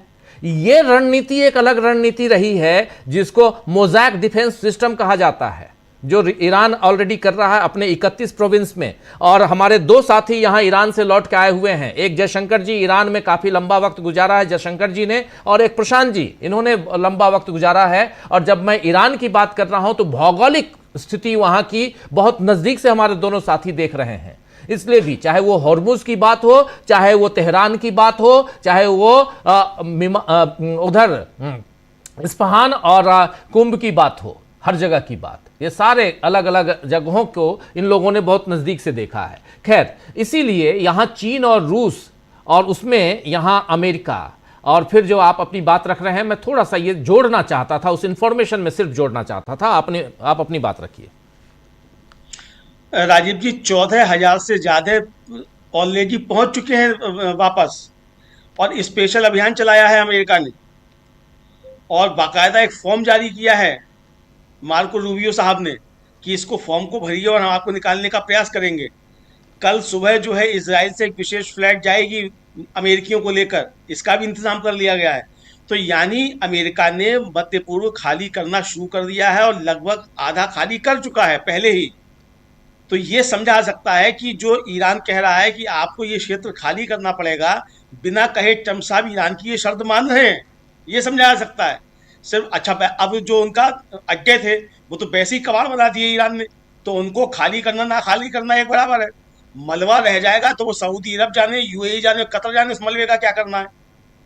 ईरान ने जो अमेरिका का नुकसान करना था आर्थिक तौर पर, वो तो कर दिया। अब मलबा बचा है तो मलबा निपटाएं, यूएई, कतर और बहरीन, ये सब मिलकर के ये मलबा जो है कहाँ डंप किया जाना है। ऑयल टैंक, ऑयल के भंडार जो है वो खत्म हो रहे हैं सऊदी अरब के, कतर के और यूएई के और बहरीन के, तो ये निपटे अब अपनी तरीके से। 40% राजीव जी नुकसान जो है ऑयल का वो हो चुका है अब तक भंडारों का, ये खबरें हैं। तो यानी ईरान ने जो कहा था वो करके दिखा दिया। उसने पहले ही साफ तौर पर कहा था कि ये जो आप खर्ग पे हमला कर रहे हैं, ये आप रेड लाइन क्रॉस करेंगे। और राजीव जी खर्ग में भी किया क्या है कि जैसे कबड्डी में खेलते हैं ना कि बट कबड्डी आल ताल मर गए जवाहरलाल, और जाकर के छू करके आ गए वहां से। अब वहां जो है कि खर्ग में कोई नुकसान नहीं हुआ है। ईरान के जो तमाम यूट्यूबर्स हैं और जो कंटेंट क्रिएटर्स हैं और जो सैलानी हैं, वो वहां जा रहे हैं दौड़ दौड़ के कि देखो ये है खर्ग, देखो ये है खर्ग। तो यानी इनके दावे जो राजीव जी वो भी तमाम ध्वस्त हुए चले जा रहे हैं कि हमने ये नुकसान कर दिया, वो नुकसान कर दिया, तो कुछ नहीं कर पा रहे हैं। लेकिन हाँ, ये सही है कि जानमाल का नुकसान जो है वो काफी ज्यादा किया है। नागरिक क्षेत्रों पर हमले किए हैं इन्होंने, और नागरिकों की क्षति जबरदस्त तरीके से की है, उनका नुकसान हुआ है जान का। लेकिन हिम्मत नहीं तोड़ पाए हैं। हिम्मत टूट रही है तो अमेरिकियों की टूट रही है। ये राजीव जी एक बड़ा अंतर जो देखने में आया है। इधर अब्बास अराक्ची जी, उन्होंने राजीव जी साफ तौर पर कह दिया है कि कोई सीज फायर नहीं, किसी तरह की कोई बात नहीं। सीज फायर की बात तब होगी कि जो भी सीज फायर कराने की बात करेगा वो ये बात की गारंटी देगा कि हमारा जो नुकसान हुआ है अमेरिका उसकी भरपाई करेगा, और इसके साथ साथ आपको ये क्षेत्र खाली करना पड़ेगा। ये अभी अभी एक यूएस का ही चैनल है, उसके साथ बातचीत करते हुए अब्बास अराक्ची ने साफ तौर पर कह दिया है कि ये हमारी शर्त है और ये आपको करना पड़ेगा, तभी कोई सीज फायर की बात होगी, वरना नो सीज फायर, किसी तरह का कोई सीज फायर नहीं है। और युद्ध खत्म हम करेंगे, आपके करने से खत्म नहीं हो जाएगा युद्ध। तो राजीव जी, ट्रम्प साहब के सामने कोई रास्ता नहीं बचा है। इधर नाटो में जो फूट पड़ रही है राजीव जी, वो इसराइल के खिलाफ जबरदस्त होती जा रही है। अभी तक स्पेन खुलकर इसराइल के खिलाफ बात कर रहा था, यूएन में जाकर भी जो था इसराइल के खिलाफ वोट कर रहा था। अब जो सबसे महत्वपूर्ण सहयोगी इस क्षेत्र में समझे जाते थे एर्दोगन जो साहब जो हैं तुर्की के, अब वो कह रहे हैं कि गजा में और ईरान में और लेबनान में इसराइल जो है वो नागरिकों को मार रहा है, बच्चों को मार रहा है, और ये मानवता के ऊपर कलंक है। तो अब कहां से आपका नाटो बचा रह जाएगा? अगर ये परिस्थितियां बनेंगी, अगर एर्दोगन भी ये भाषा बोलने लग जाएंगे, तो ट्रम्प साहब को सोचना पड़ेगा फिर से राजीव जी। और राजीव जी जी दूसरी बात ये है कि देखिए, दूसरे के घर में जाकर लड़ना बड़ा कठिन होता है। कहावत है ना कि घर में तो कुत्ता भी शेर होता है, लेकिन आप तो शेरों से जाके लड़ रहे हैं। घर में तो कुत्ता भी शेर होता है, तो आप शेरों के घर में जाकर अगर आप लड़ेंगे तो वहां से पिट के ही आएंगे भाई। तो ट्रम्प साहब ने सोचा क्यों नहीं, हो कैसी आपकी जो है वो सीआईए, कैसी आपकी मोसाद है जिसने आपको ये जानकारी नहीं दी कि आप जाएंगे तो पिट कर आएंगे। तो राजीव जी ये पूरी तरीके से देखिए, सवाल ये नहीं है कि अमेरिका के कितना नुकसान हुआ और कितना हो गया। सबसे बड़ा नुकसान जो है वो दादागिरी खत्म हो रही है। ये जो सबसे बड़ा अमेरिका की नुकसान है, दादागिरी थी, बिल्कुल। हथियारों का व्यापार था, वो खत्म हो रहा है। आप जिस तरीके से वेनेजुएला से उठाकर मादुरो को ले आए थे और आपने बताया था कि हम ये भी कर सकते हैं, वो आपका चला गया सब कुछ। ये मालूम पड़ गया कि आपको कोई टक्कर दे सकता है और बिना किसी सहयोग के दे सकता है। तो ये राजीव जी सबसे बड़ी बात जो है, बदमाश की राजीव जी क्या होती है, उसका ये थोड़ी होता है कि किसी को मार दे या कोई मार दे। बदमाश अगर मर जाता है राजीव जी तो कोई दिक्कत नहीं होती है, लेकिन बदमाश के अगर गाल पे कोई एक चपत मार के चला जाए तो उसकी बदमाशी सब निकल जाती है। तो ट्रम्प साहब के गाल पे एक चपत जिस तरीके से लगा रहा है ईरान, तो बदमाशी निकल रही है अमेरिका की सारी। ये राजीव जी असली खेल। जी जी, असली खेल क्या है, लेकिन इस खेल में, इस खेल से, इस मैदान से कैसे बाहर जीते हुए, जीतकर, इस बाजी को जीतकर कैसे डोनाल्ड ट्रंप बाहर निकल सकते हैं। क्योंकि डोनाल्ड ट्रंप तो यही चाहते हैं कि वो जीत जाए। नहीं जीतेंगे, और ये आज से 50 साल पुराना वियतनाम वार तो है नहीं कि आपने हार मान ली, और उसमें भी उस ज़माने के लोग, एथिक्स वाले लोग जो मान लेते थे, उस ज़माने के राष्ट्रपति मान लेते थे कि इन्होंने कह दिया तो हम हार गए। क्या प्रशांत जी? लेकिन परिस्थितियां जो हैं आज दूसरी हैं। प्रशांत जी पहले आपके पास आता हूं, फिर प्रेम कुमार जी आपके पास आता हूं। और ये बात मैं इसलिए छेड़ रहा हूं क्योंकि उस ज़माने में लोग पत्रकारों की बात भी मान लेते थे, लेकिन आज तो हम विश्लेषकों की बात छोड़िए, हमारे देश में रोज़ अगर आप विश्लेषण करने लगिए और 2-4 दिन आप सवाल कर दीजिए, इसी हिंदुस्तान में बैठ के आप इजराइल पे ज़्यादा सवाल कीजिए तो आपके ऊपर सवाल होने लगेंगे कि इजराइल तो हमारा दोस्त है, आप उसको कर रहे हो। नया नया दोस्त बना है, नई दोस्ती हुई है, हनीमून पीरियड चल रहा है अभी, ये कह सकते हैं। तब तो मोदी जी गए थे, 2017-16 में गए थे, उसके बाद फिर गए, अभी 17 में गए थे। और उस समय भी जब गए थे, देखिए ये नरेंद्र मोदी जी को सोचना पड़ेगा, ये आप लोग भी सोचिएगा, मैं सिर्फ इशारा कर रहा हूं कि जब उस समय गए, पहली बार गए नरेंद्र मोदी इजराइल, तो एप्स्टीन का नाम आ गया, एप्स्टीन के साथ नाम जुड़ गया उनका, और वो कच्चा चिट्ठा सामने है। एप्स्टीन ने लिखा है कि हाँ मोदी जाएंगे, पीएम जाकर वहाँ नाचेंगे गाएंगे और उससे यहाँ फ़ायदा होगा अमेरिका के। ये सब रिकॉर्डेड है, ये सब ऐसा नहीं है कि कुछ भी हम अपनी तरफ से बोल रहे हैं, वो सब चिट्ठियाँ हैं, वो बता रहा हूँ। लेकिन दूसरी तरफ अब जब 2026 में गए तो एक युद्ध उनके सिर पे, क्योंकि ये कहा जा रहा है कि जब आपको पता था, या तो पता नहीं होगा, ये हो नहीं सकता, आपका मित्र है, बहुत बड़ा मित्र है, और कि 2 दिन बाद वो आप गए हैं और इधर जैसे लौट के आए हैं हमला कर दिया, ये भी पता होगा। तो दोनों बार एक तमगा लेके आए हैं, भले वो गले में लटका के कुछ और लेके आए हों, लेकिन ये दोनों जो तमगा है, ये कहीं ना कहीं भारत के लिए ये सही नहीं है, ये कालिक है। प्रशांत जी। जी, भविष्य के इतिहासकार राजीव जी इसको देखेंगे, और जब भी इसका सच सामने आएगा कि हमले के 48 घंटे पहले आप वहां क्या कर रहे थे, तो ये इस सच से होकर गुजरना पड़ेगा मोदी जी को। वो 2002 से अभी तक वो गुजर नहीं पाए, उसी की कैद में है, और ये उसी तरीके का एक नया इनके ऊपर एक आप कहें कि धब्बा लग गया कि आप युद्ध से 48 घंटे पहले वहां पे थे, और उस युद्ध की शुरुआत होती है खमनेई की हत्या से, एक राष्ट्राध्यक्ष की हत्या से। इसका जवाब मोदी जी दे ना दे, लेकिन इतिहास इनसे जवाब लिखवा लेगा एक बार। जिस पत्रकार की वियतनाम वॉर पे आप चर्चा कर रहे थे, उनका नाम था वॉल्टर क्रोंकाइट, और वो वियतनाम गए, वो CBS के थे, 9 PM न्यूज़ पढ़ते थे, और उन्होंने ये कहा कि अमेरिका वियतनाम का युद्ध हारने जा रहा है, फंस गया है, स्टेलमेट में। अमेरिका को नेगोशिएट करना चाहिए। और उस वक्त अमेरिका के प्रेसिडेंट थे लिंडन जॉनसन। प्रेसिडेंट जॉनसन ने कहा कि क्रोंकाइट कह रहा है हार गए तो हम हार गए। ये क्रेडिबिलिटी उस वक्त के पत्रकारों की थी। उनके उनके अल्फाज हैं कि if Cronkite says that we lost, then we lost middle America. Middle America मतलब ओपिनियन मेकर्स। और उसके बाद उन्होंने राष्ट्रपति पद का चुनाव भी नहीं लड़ा।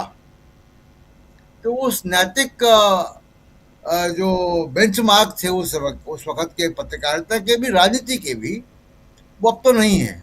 अमेरिका के हिसाब से देखिए, अमेरिका के हिसाब से देखिए प्रशांत जी, तो आज भी है। और डोनाल्ड ट्रंप उनको घटिया अखबार, घटिया पत्रकारिता कहने लगते हैं। कल ही आपने देख लिया सुबह सुबह, अभी भी इंतजार कर रहा हूं क्योंकि हम न्यूज़ पॉइंट हो रहा है और अभी तक डोनाल्ड ट्रंप साहब ने हमारे लिए कुछ मसाला दिया नहीं।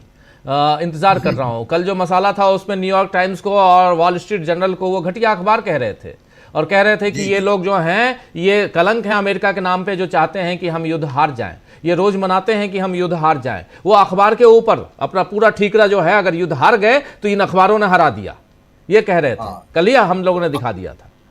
अमेरिकन मीडिया तो उनसे सवाल पूछता है और हमारा मीडिया जो दंगे फैलाने का काम दिन रात करता है, वो अमेरिका से एक नस्लवादी महिला को बुलाकर यहाँ पे डिबेट करवाता है, भारत का ही मजाक उड़वाता है। ये मोदी जी का मीडिया जो दिन रात मोदी जी का गुणगान करता है और ये हिंदू मुसलमान के और देश के समाज को तोड़ने का काम करता है दिन भर ये मीडिया। तो अमेरिकन मीडिया और भारत मीडिया में अभी भी कोई तुलना नहीं है। New York times, Washington post, CNN, जितने भी वहाँ पे मीडिया हाउसेज हैं, उनमें कम से कम अभी बेसिक एथिक्स जो है वो बचा हुआ है। हमारे यहाँ ये लोग केवल घुटने के बल ही नहीं चल रहे हैं, ये तो दंगाई प्रवृत्ति के हो गए। लेकिन जो आपका सवाल था उस पर ही मैं आ रहा हूँ कि ये अमेरिकन इस बात को कर ही नहीं पाए असेसमेंट कि ये युद्ध कहाँ तक जाएगा। और अब जैसा मैंने पहले कहा था कि वो ईरान अब कंट्रोल कर रहा है। ये युद्ध जो है वो दुनिया की आर्थिक स्थिति ही तय करेगी कि युद्ध कब अंत होगा और ये कैसे होगा। ईरान अपनी 3 शर्तें दे चुका है। ईरान कह रहा है कि हमको अंतर्राष्ट्रीय गारंटी चाहिए। ईरान कह रहा है कि आप हमारे पर दोबारा हमला नहीं करेंगे। ईरान एक दुनिया की वैश्विक इकोनॉमी में जगह चाह रहा है। तो उसकी बड़ी 3 लेजिटिमेट डिमांड सामने आ चुकी हैं।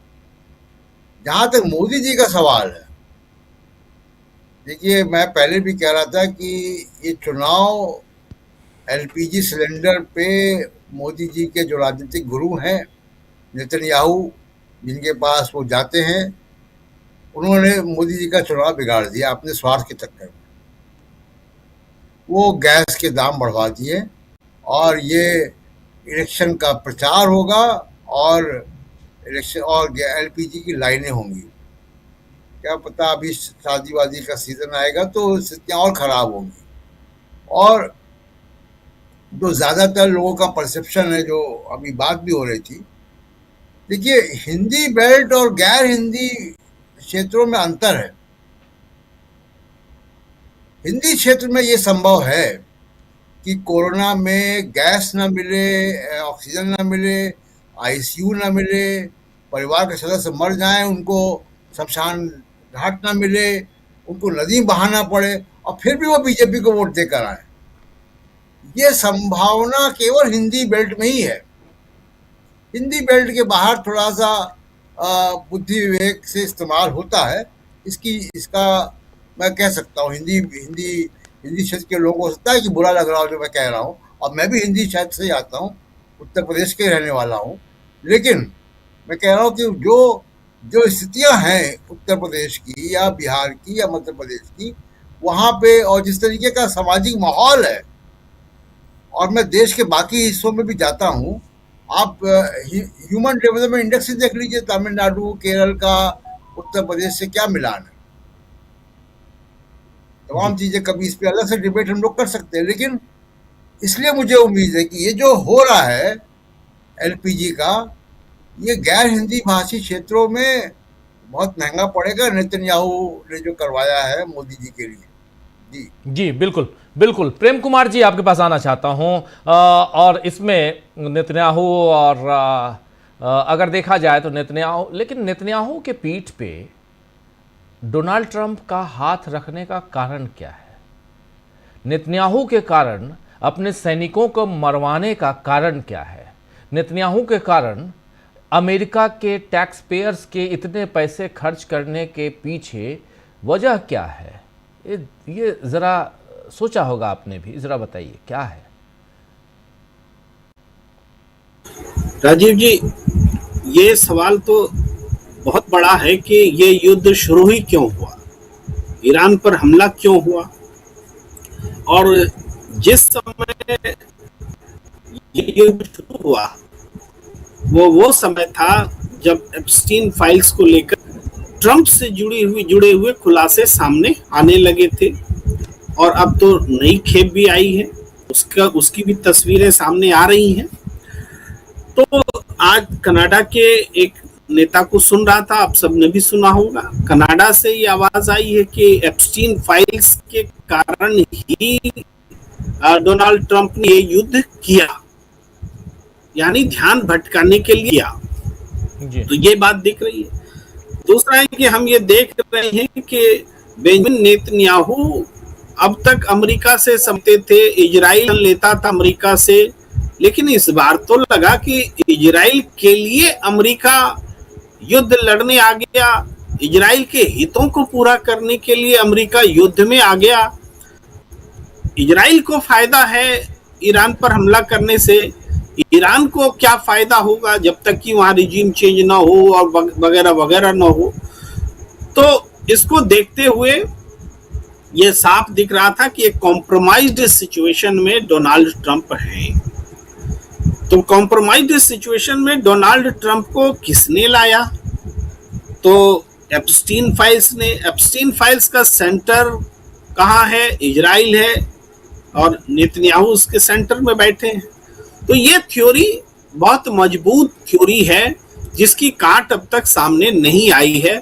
और उसी थ्योरी से हमें भी लगता, हमारे यहाँ भी ये बात आती है कि हमें ईरान का साथ हमने कैसे छोड़ दिया। भाई हम न्यूट्रल रह सकते थे। भाई पाकिस्तान जैसा देश जब अमेरिका और चाइना को बैलेंस कर सकता है और ईरान में घटी घटनाओं पर अफसोस और निंदा दोनों कर सकता है, तो भारत जैसा देश जो बैलेंस करने के लिए दुनिया में जाना जाता है, उसने ईरान में खामनेई की मौत पर या स्कूली बच्चियों की मौत पर खेद तक नहीं जताया।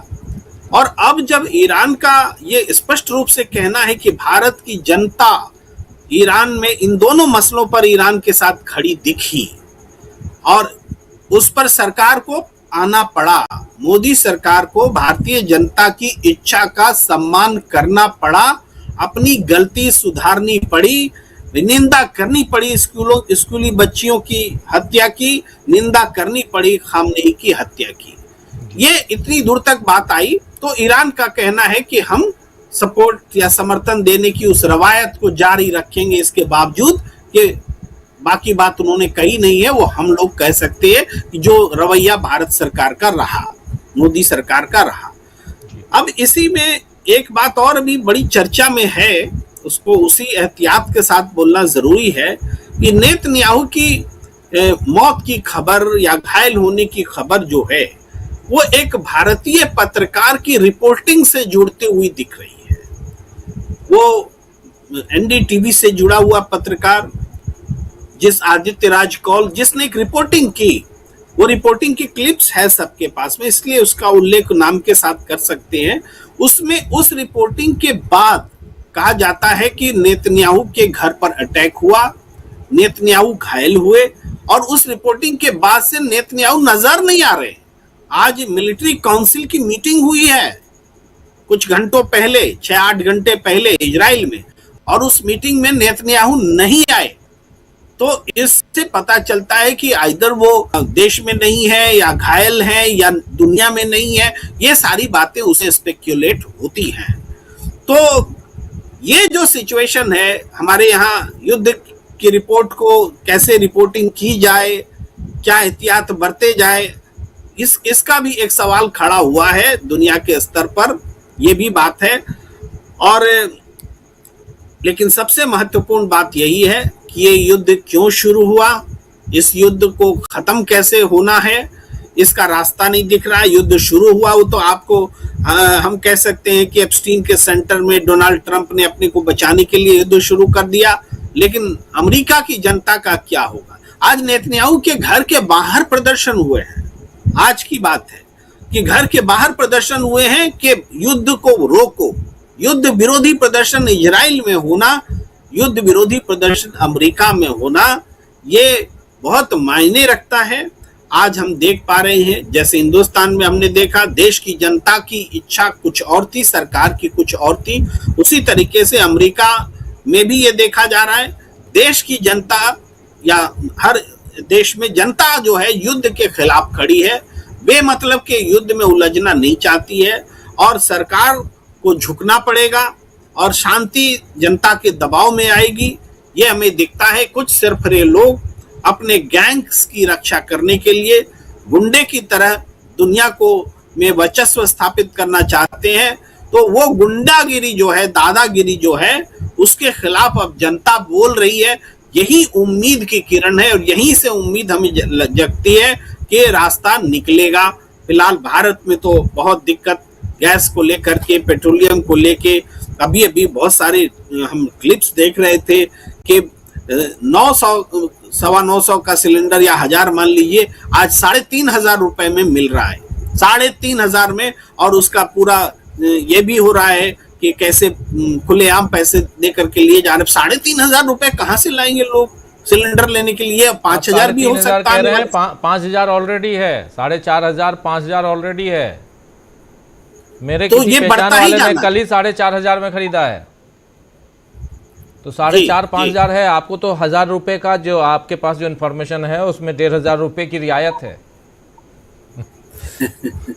तो इंफॉर्मेशन जो है सबूत वाला है, बिना सबूत वाला तो बहुत सारे हैं। सबूत वाला इंफॉर्मेशन 3500 का है जो मैंने जिक्र किया।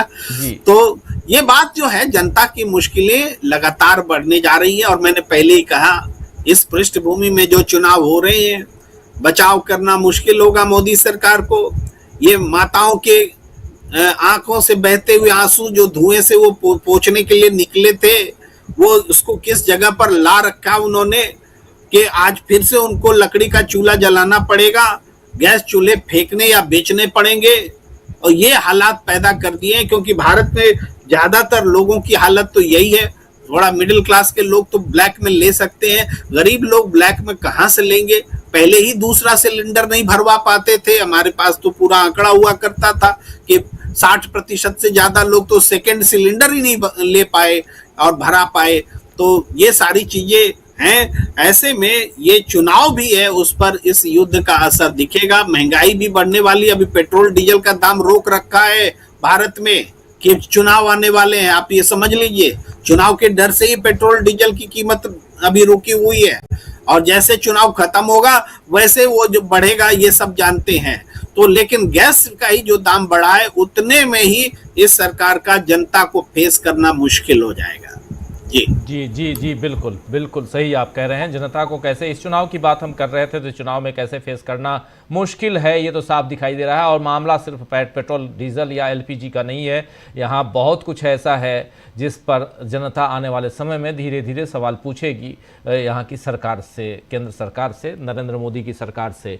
और इस जंग में जो परिस्थितियाँ बदल गई हैं, और उसमें भी भारत को की जो अगर डिप्लोमेसी की बात की जाए, तो भारत की जो कूटनीति है, डायलॉग और डिप्लोमेसी की बात नरेंद्र मोदी कर रहे थे। अभी उन्होंने लिखा था कि डायलॉग और डिप्लोमेसी यानी कि संवाद और कूटनीति के दम पर, इसके ज़रिए पूरी दुनिया में शांति के उपाय ढूंढे जाने चाहिए। बहुत बढ़िया लाइन लगता है जयशंकर जी, इससे बढ़िया और क्या हो सकता है। अगर विदेश की रिपोर्टिंग करें तो कुछ कुछ शब्द बिल्कुल अपने हम लोगों को रट जाते हैं हम लोग, काफ़ी रिपोर्टिंग करते रहे, आप भी करते रहे हैं, प्रधानमंत्रियों के साथ हम लोग जाते रहे हैं और राष्ट्रपतियों के साथ, और हम लोगों ने देखा है, और ऐसे सामरिक रिलेशन, सार्वभौमिकता और इंटीग्रिटी और सॉवरेनिटी, इन सब की बात होती रही है। कितने सारे शब्द हैं जो बिल्कुल ही वो मतलब 50 शब्द ऐसे हैं जो बिल्कुल आप ले लीजिए और विदेश के साथ रिलेशन, वो अगर कोई भी रिलेशन है तो उसमें आप रिपोर्ट्स वैसे तैयार कर लीजिए। लेकिन सवाल दूसरा है कि ये जो नरेंद्र मोदी की ज़ुबान से जब सुनता हूँ तो फिर लगता है कि ये कहीं ना कहीं एक लिखा हुआ डायलॉग पढ़ रहे हैं, दिल में वैसी बातें हैं नहीं। एक एक्टर जब फिल्म की एक्टिंग करता है तो अमिताभ बच्चन नाम है ओरिजिनली, लेकिन वहाँ अगर वो विजय बनता है उस फिल्म में तो विजय के रोल में रहता है, वो अमिताभ बच्चन नहीं है, ओरिजिनल नहीं है। प्रधानमंत्री नरेंद्र मोदी वहाँ प्रधानमंत्री नरेंद्र मोदी न प्रधानमंत्री नज़र आते हैं न नरेंद्र मोदी नज़र आते हैं, वो कुछ और नज़र आने लगते हैं, उसी रोल में एक्टिंग करते हुए नज़र आते हैं जैसे वो कैमरे के आगे कई बार दिखाई देते हैं। इसीलिए संवाद और कूटनीति जैसे शब्द जब वो बोलते हैं तो लगता है कि भाई आपने 12 दिन क्यों लगा दिए, 1-2 दिन की बात नहीं है। 28 तारीख को ये घटना इसकी शुरुआत होती है और 12वें दिन जाके आप वहाँ के राष्ट्रपति से बात करते हैं, ये 4-5 दिन बाद भी नहीं। ये दुखद पहलू है। और ये इन 12 दिनों में होता क्या है देखिए, आज भी ईरान एक दूसरा मोर्चा, मुझे जैसा लगता है, इतने दिनों अलग अलग जगहों की रिपोर्टिंग के आधार पे कह रहा हूं, मुझे लगता है कि ईरान इस मोर्चे को नहीं खोलना चाहता है। यानी ईरान अपने लिए एक और दुश्मन तैयार नहीं करना चाहता है भारत के रूप में, जिसके साथ पुराने बहुत अंदर तक गहरे संबंध रहे हैं। आप तो वहाँ जाके रह के देख के आए हैं, आप बेहतर बताएंगे, गहरे संबंध रहे हैं। इसीलिए अभी मैं देख रहा था आप लोगों से बात करते करते, यहाँ खामनेई साहब के जो प्रतिनिधि हैं, मतलब वहाँ के सुप्रीम लीडर के जो प्रतिनिधि हैं, उनसे जब पूछा गया कि क्या आप भारत के लिए कुछ रियायत देंगे इस युद्ध में हरमुज को लेकर, तो उन्होंने क्या कहा, हमने देखा कि भारत के ज़्यादातर लोगों ने ईरान के प्रति सहानुभूति दिखाई है। ज़्यादातर लोगों ने, यहाँ ये नहीं कह रहे हैं कि भारत की सरकार ने, ये नहीं कह रहे हैं, भारत के ज़्यादातर लोगों ने ईरान के प्रति सहानुभूति दिखाई है। वो ज़्यादातर लोगों में से हो सकता है हम लोग भी हों, हम और आप जैसे लोग भी हों जो एक सही रिपोर्टिंग कर रहे हैं। उन्होंने, यानी भारत के लोगों ने अमेरिका के युद्ध की निंदा की और बच्चों पर हुए हमलों के खिलाफ भी आवाज उठाई। हमने ईरान को बताया कि जिन भारतीयों ने हमारा समर्थन किया उन्हें गैस की जरूरत है, इसलिए सरकार ने इसकी अनुमति दी है। जो दो गैस के जो जहाज आए हैं जी, अनुमति दी। ईरानी प्रतिनिधि ने कहीं भी यहाँ बीजेपी सरकार का नाम या भारत सरकार का नाम नहीं लिया, कूटनीति और इनके नीति संवाद और कूटनीति का जिक्र नहीं किया है। उन्होंने सिर्फ भारत की जनता की बात की है। इसलिए मैं कह रहा हूँ कि इससे साफ लग रहा है जो भारत में प्रतिनिधि हैं वहाँ के सुप्रीम लीडर के, उनका साफ कहना है, इलाही साहब उनका कहना है और उनकी बातों से लगता है कि भारत के खिलाफ अभी इस वक्त ईरान नहीं जाना चाहता है, ये साफ दिखाई देता है। लेकिन भारत क्या ये सोचता है कि वो दबा हुआ है इसलिए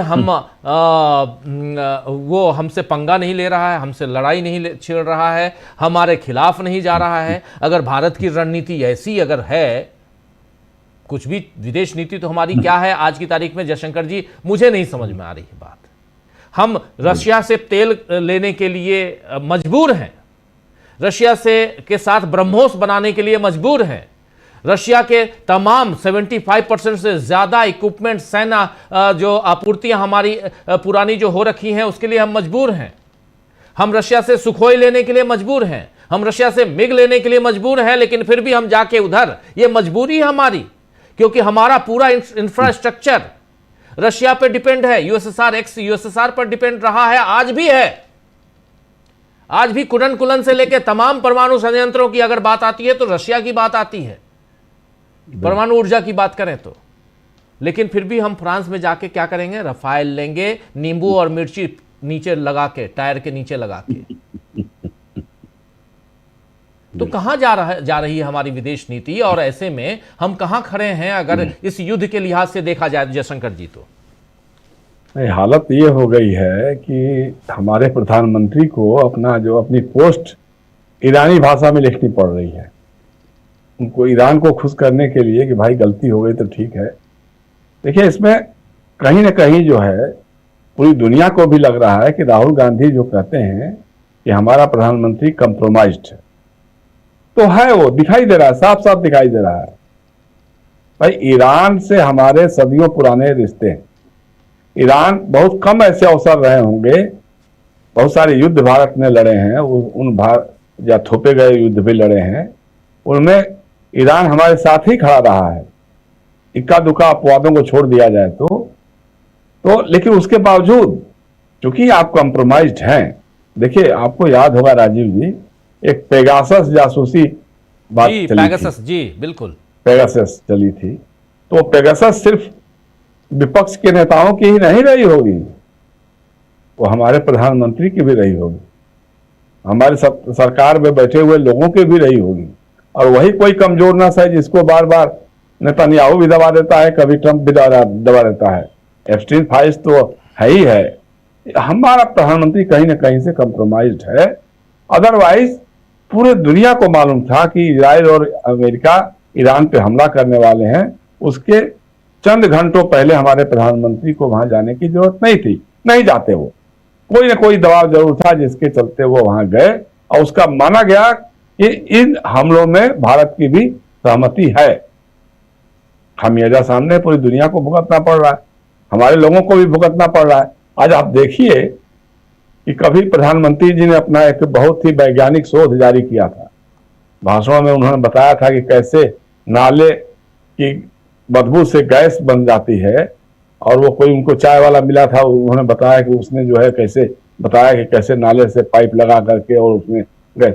अब भारत में तमाम सोशल मीडिया पे हजारों हजार की संख्या में रील्स वायरल हो रहे हैं, मीम्स वायरल हो रहे हैं। लोग दिखा रहे हैं कि भाई हमारे देश में कोई दिक्कत वाली बात नहीं होगी। ये तो गैस प्रधानमंत्री जी ने बताया, बल्कि एक सांसद ने तो, हाँ, कीर्ति आजाद ने, तृणमूल कांग्रेस के कीर्ति आजाद ने तो पार्लियामेंट में कहा कि साहब हमारे लोगों ने इस पर शोध ही नहीं किया। जो प्रधानमंत्री ने इतनी बड़ी वैज्ञानिक बात कही थी, उस पर शोध किए होते तो आज हमको जरूरत नहीं पड़ती ईरान से या कहीं और से लीक करने रास्ता खुलवाने की, सारा गैस यहीं पे मिल जाता। अब तो मतलब ऐसे ऐसे मीम्स बनने लग गए हैं, लेकिन इसका असर जरूर पड़ेगा राजीव जी, मेरा मानना यही है। मेरा मानना तो ये भी रहा है कि अभी जो 5 राज्यों विधानसभाओं में चुनाव होने वाले हैं, उनमें 4 राज्यों में तो गैर भाजपाई सरकार साफ बनते हुए नजर आ रही है।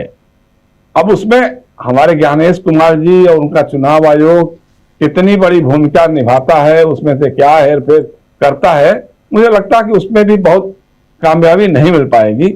और एक राज्य जो है उसके बारे में भी आप ये नहीं कह सकते हैं कि किसका पलड़ा भारी है। लड़ाई वहां पर भी बहुत कांटे की है, वो है असम राज्य। अब आप देख लीजिए घूम फिर करके प्रधानमंत्री जी, हमको समझ में नहीं आता है कि वो जब चुनाव भाषण करते हैं तो वो इस देश के प्रधानमंत्री रहते हैं या सिर्फ भाजपा, आरएसएस और विश्व हिंदू परिषद के रहते हैं। हर बार उनका भाषण, अभी बंगाल में सुन रहा था मैं कि साहब ममता बनर्जी आ जाएंगी तो साहब वो हिंदू यहां अल्पसंख्यक हो जाएंगे। इसी तरह लोकसभा के चुनाव में कहा था कि अगर ये लोग आ जाएंगे, मतलब इंडिया अलायंस से आ जाएगा, तो अयोध्या में राम मंदिर पर बाबरी का ताला लग जाएगा।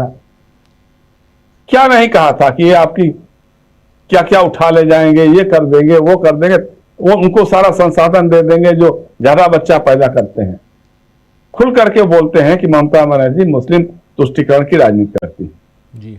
अब ममता बनर्जी तुष्टिकरण की राजनीति करती हैं कि नहीं करती हैं, ये अलग विषय हो सकता है, लेकिन प्रधानमंत्री अल्पसंख्यकों के विरुद्ध बातें करते हैं, जहर फैलाते हैं, ये तो उनके भाषण में जाहिर है। वो जब भी भाषण करते हैं तो उनके खिलाफ खुल करके बोलते हैं। मतलब लगता ही नहीं कि उस देश के प्रधानमंत्री हैं जिस देश में 20, 22, 24 करोड़ मुसलमान भी रहते हैं, अल्पसंख्यक भी रहते हैं, उनके भी वो प्रधानमंत्री हैं कि नहीं है वो भूल ही जाते हैं, लेकिन इस तरह की बातें करते हैं। आपको बताऊं, एक मिथ क्रिएट किया गया है कि साहब ममता बनर्जी वहां बंगाल में मुसलमानों के अल्पसंख्यकों को वोट से जीतती है। 2021 का चुनाव का रिजल्ट आप देख लीजिए, उसका अगर विश्लेषण करिएगा तो 120 विधानसभा क्षेत्र ऐसे हैं जहां हिंदू बहुल आबादी है और वहां पे ममता बनर्जी के उम्मीदवार चुनाव जीते हैं। जी, मतलब जहां जहां 70-80% हिंदू है वहां पर भी ममता बनर्जी के उम्मीदवार जीते हैं। तो इसका मतलब कि ममता बनर्जी को हिंदू भी वोट देता है, मुसलमान भी देता है। मुसलमान इसलिए देता होगा कि शायद उसको भाजपा पसंद नहीं है, उसको मालूम है कि इनकी नीतियां सांप्रदायिक हैं और ये सब चीजें कर रहे हैं। आप सोचिए कि मतलब ममता बनर्जी के खिलाफ कोई और बात करने का उनके पास नहीं है कि भाई 15 साल से मुख्यमंत्री हैं वो, उनकी सरकार में क्या विफलताएं क्या हैं उस सब पे नहीं, बस ये कि घुसपैठिए आ गए हैं, भर गए हैं और हम हटाएंगे और ये करेंगे वो करेंगे और हिंदू अल्पसंख्यक हो जाएंगे, यही भाषा हिमंत बिस्वा शर्मा वहां बोल रहे हैं। भाई असम में 74 के बाद से बांग्लादेशी घुसपैठियों की बात शुरू हुई थी।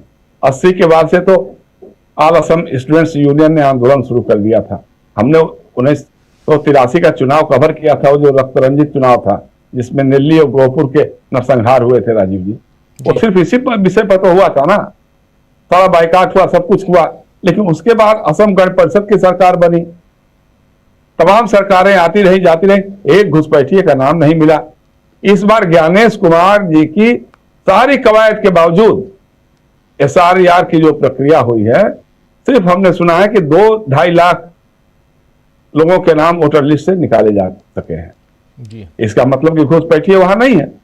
घुसपैठिए होते तो उनका नाम निकालते आप। ऐसा कैसे हो रहा है? सबसे ज्यादा SIR की प्रक्रिया में नाम काटे गए हैं तमिलनाडु में, वहां तो कोई घुसपैठिया नहीं है। और बार बार भाजपा कहती है कि जो बांग्लादेशी हैं घुसपैठिए हैं वो मतदान नहीं करेंगे, उनको वोट नहीं डालने देंगे। तो तमिलनाडु में कहा कौन घुसपैठिया है?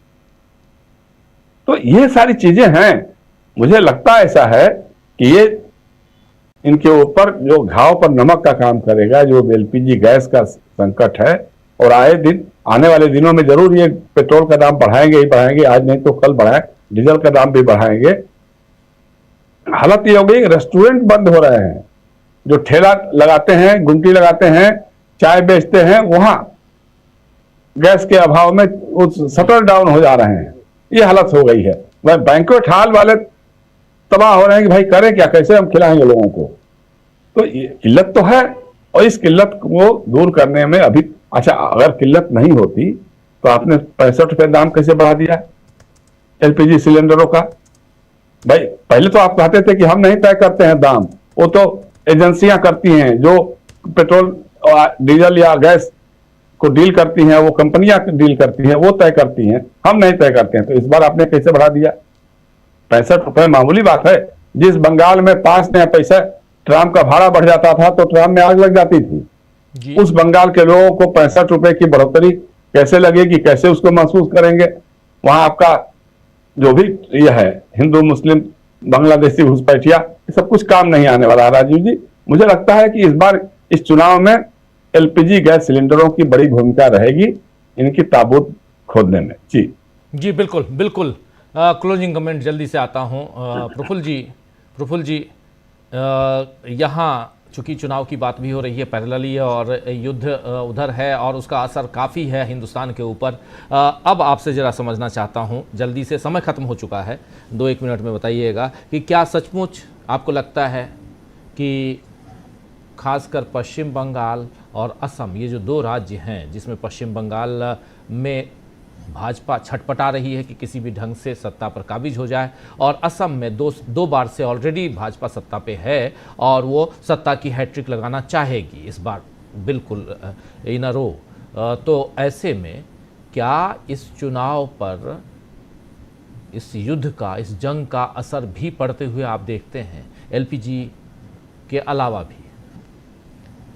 ये निश्चित रूप से चुनाव तो काफी यहाँ पर गंभीर होंगे, और असम की बात करते हैं, पहले पश्चिम बंगाल की बात कर लेते हैं। पश्चिम बंगाल में देखिए पहली बार हो रहा है जो हमारे 5 राज्यों में चुनाव हो रहे हैं, क्योंकि ये घटना ही पहली बार हुई है, क्योंकि मुख्य चुनाव आयुक्त अविश्वास के दायरे में है और उनको चुनाव करवाना है। अब ये सारी जनता इस बात को जानती है कि तकनीकी रूप से चाहे जो हो, बहुमत के बल पर चाहे जो कर लिया जाए, लेकिन अविश्वास के दायरे में है। इस पर जब चर्चा होगी, इस पर लोग बात करेंगे और खुलकर बात करेंगे। तो और वो भी खुल के खेल रहे हैं, वो भी कुछ छिप के नहीं कर रहे, वो भी कुछ लोक लाज बची हुई हो ऐसा तो नहीं लग रहा है। तो ऐसी स्थिति में क्या होगा, एलपीजी का जहां तक असर की बात है, शुरू में ममता बनर्जी ने एक बार दुर्गापुर प्लांट में हमारे यहाँ एलपीजी को बोटलिंग होती है तो उसकी चर्चा की थी। उन्होंने कहा था कि यहाँ उसकी कमी नहीं होने दी जाएगी या नहीं करेंगे, लेकिन ये तो केंद्र सरकार की बात है, ये बहुत शुरुआती दौर में उन्होंने कहा था। लेकिन यहाँ भी लोग कमी भोग रहे हैं, बंगाल के लोग या पूरी दुनिया में। देखिए, अभाव तो सब दिन से है, क्योंकि अभाव तो मनुष्य के स्वभाव का अंग है। चाहे जितना बड़ा भी आपका घर हो, एक कमरे की कमी हमेशा रहती है, एक कमरा और होता तो अच्छा होता, क्योंकि मनुष्य का स्वभाव है कि वो अभाव को भी अपने साथ लेकर चलता है। मनुष्य अभाव से उतना उत्पीड़ित नहीं होता है जितना कि अन्याय से। आपने 65 रुपया बढ़ा दिया, ये सवाल ये है कि ये जो बढ़ा है आपने, ये अन्याय है, ये अभाव से अधिक अन्याय है। आपने बिना किसी सफाई के इसको बढ़ा दिया है और इसका असर पड़ेगा। रही बात चुनावी जीत की, तो पश्चिम बंगाल में देखिए जो डिजाइन किया गया, अगली बार कभी बात करेंगे, अभी उतना समय नहीं है, जो डिजाइन किया गया है वो बहुत कायदे से चुनाव आयोग ने अपने कार्यक्रमों को डिजाइन किया है। इसका क्या असर पड़ सकता है, उसकी क्या इंजीनियरिंग है, इस पर बाद में बात करेंगे। लेकिन अभी सिर्फ इतना कह रहा हूं कि असम में जो अगर बात करें, असम में तो कांग्रेस को चुरा करके ही वहां पर सरकार बनी है। हेमंत बिस्व शर्मा तो कांग्रेस के ही न थे और कांग्रेस से चुरा करके सरकार बनी है। कितने कितने सारे आरोप लगे हुए थे उन पर। और पिछली बार तो सदानंद सोनवाल जी थे, उसके मुख्यमंत्री थे। इस बार जब उनको डिश दे करके ये आ गए हैं, तो ये आ गए हैं और हैं अब ये भारी संकट में है। अगर जनता की कुछ भी चलेगी तो निश्चित रूप से इस पर असर पड़ेगा। और घुसपैठ एक चुनावी मसला है, एक राजनीतिक चीजें हैं, इसको उस ढंग से हम लोग देख ही नहीं सकते हैं कि घुसपैठ कहाँ किसका हुआ। जिस प्रकार पश्चिम बंगाल में हम कहते हैं कि बांग्लादेश और बंगाल के लोगों में नमक पानी का रिश्ता है, लोग आना जाना लगा रहता है, उसी प्रकार तमिलनाडु में भी जो तमिल लोग हैं उनका आना जाना लगा रहता है। और वो एक इतिहास की स्वाभाविक प्रक्रिया है। राष्ट्रों के, आधुनिक राष्ट्रों के निर्माण के पहले लोगों का आना जाना निरंतर लगा रहा था, निरंतर लोग आते जाते रहते थे और ये कोई भौगोलिक सीमाओं और उस ढंग की बात नहीं थी। मामला इसको सिर्फ राजनीतिक कुशलता और संवेदनशीलता के साथ समझने की है और इस पर निहित आपराधिक और आतंकी तत्वों को दूर करने की है। लेकिन देखिए कि क्या हुआ, 1 मिनट का समय और लो। ऑपरेशन सिंदूर से पूरा एकदम टर्निंग पॉइंट पकड़ लिया। ऑपरेशन सिंदूर क्या था, हम लोगों ने क्यों, भारत सरकार ने क्यों किया? क्योंकि पाकिस्तान की तरफ से आतंकी कार्रवाई हुई थी। पाकिस्तान सरकार ने न भी किया हो तो उनका नॉन स्टेट एक्टर ने वो किया था। नतीजा क्या हुआ कि पाकिस्तान को आतंकवाद से लड़ने का ठेका यूएनओ ने दे दिया। कहा कि इनके नेतृत्व में आतंकवाद के खिलाफ लड़ाई होगी। भारत मुंह की खाके आ गया और तमाम तरह की बातें। उसके बाद भारत के साथ कोई खड़ा नहीं हुआ, बात वहीं से शुरू हो गई। कितने राष्ट्राध्यक्ष गए हैं इजराइल? 1948 में इजराइल का शायद गठन हुआ, हमारी आजादी के बाद गठन हुआ है। कितने लोग, कितने राष्ट्राध्यक्ष इजराइल गए हैं? और हमारे प्रधानमंत्री 2 बार गए हैं, एक बार युद्ध करा करके आ गए। तो उसका असर निश्चित रूप से पड़ेगा और नहीं कैसे पड़ेगा देखिए। लेकिन राजनीतिक क्या होता है, इसके बाद संस्थाएं क्या काम करती है, चुनावी मशीनरी क्या काम करती है, इन सबों का आकलन फिर कभी करेंगे सर। बिल्कुल आप सही कह रहे हैं, आकलन करेंगे, इस पर हम विमर्श करेंगे और इस पर बातें और भी विश्लेषण और भी होंगी। आज इस चर्चा को यहीं समाप्त करने की इजाज़त चाहता हूं। बहुत बहुत शुक्रिया प्रफुल्ल जी, बहुत बहुत शुक्रिया जयशंकर जी, प्रेम कुमार जी, प्रशांत जी और अमलेंदु जी, आप सबका बहुत बहुत शुक्रिया, बहुत धन्यवाद। उधर ईरान से हमने कोशिश की थी कि रिजवी साहब जुड़े भी एक बार, लेकिन आवाज़ उनकी क्लियर नहीं आ पा रही थी। और चूंकि आप जान रहे हैं कि युद्धग्रस्त क्षेत्र है,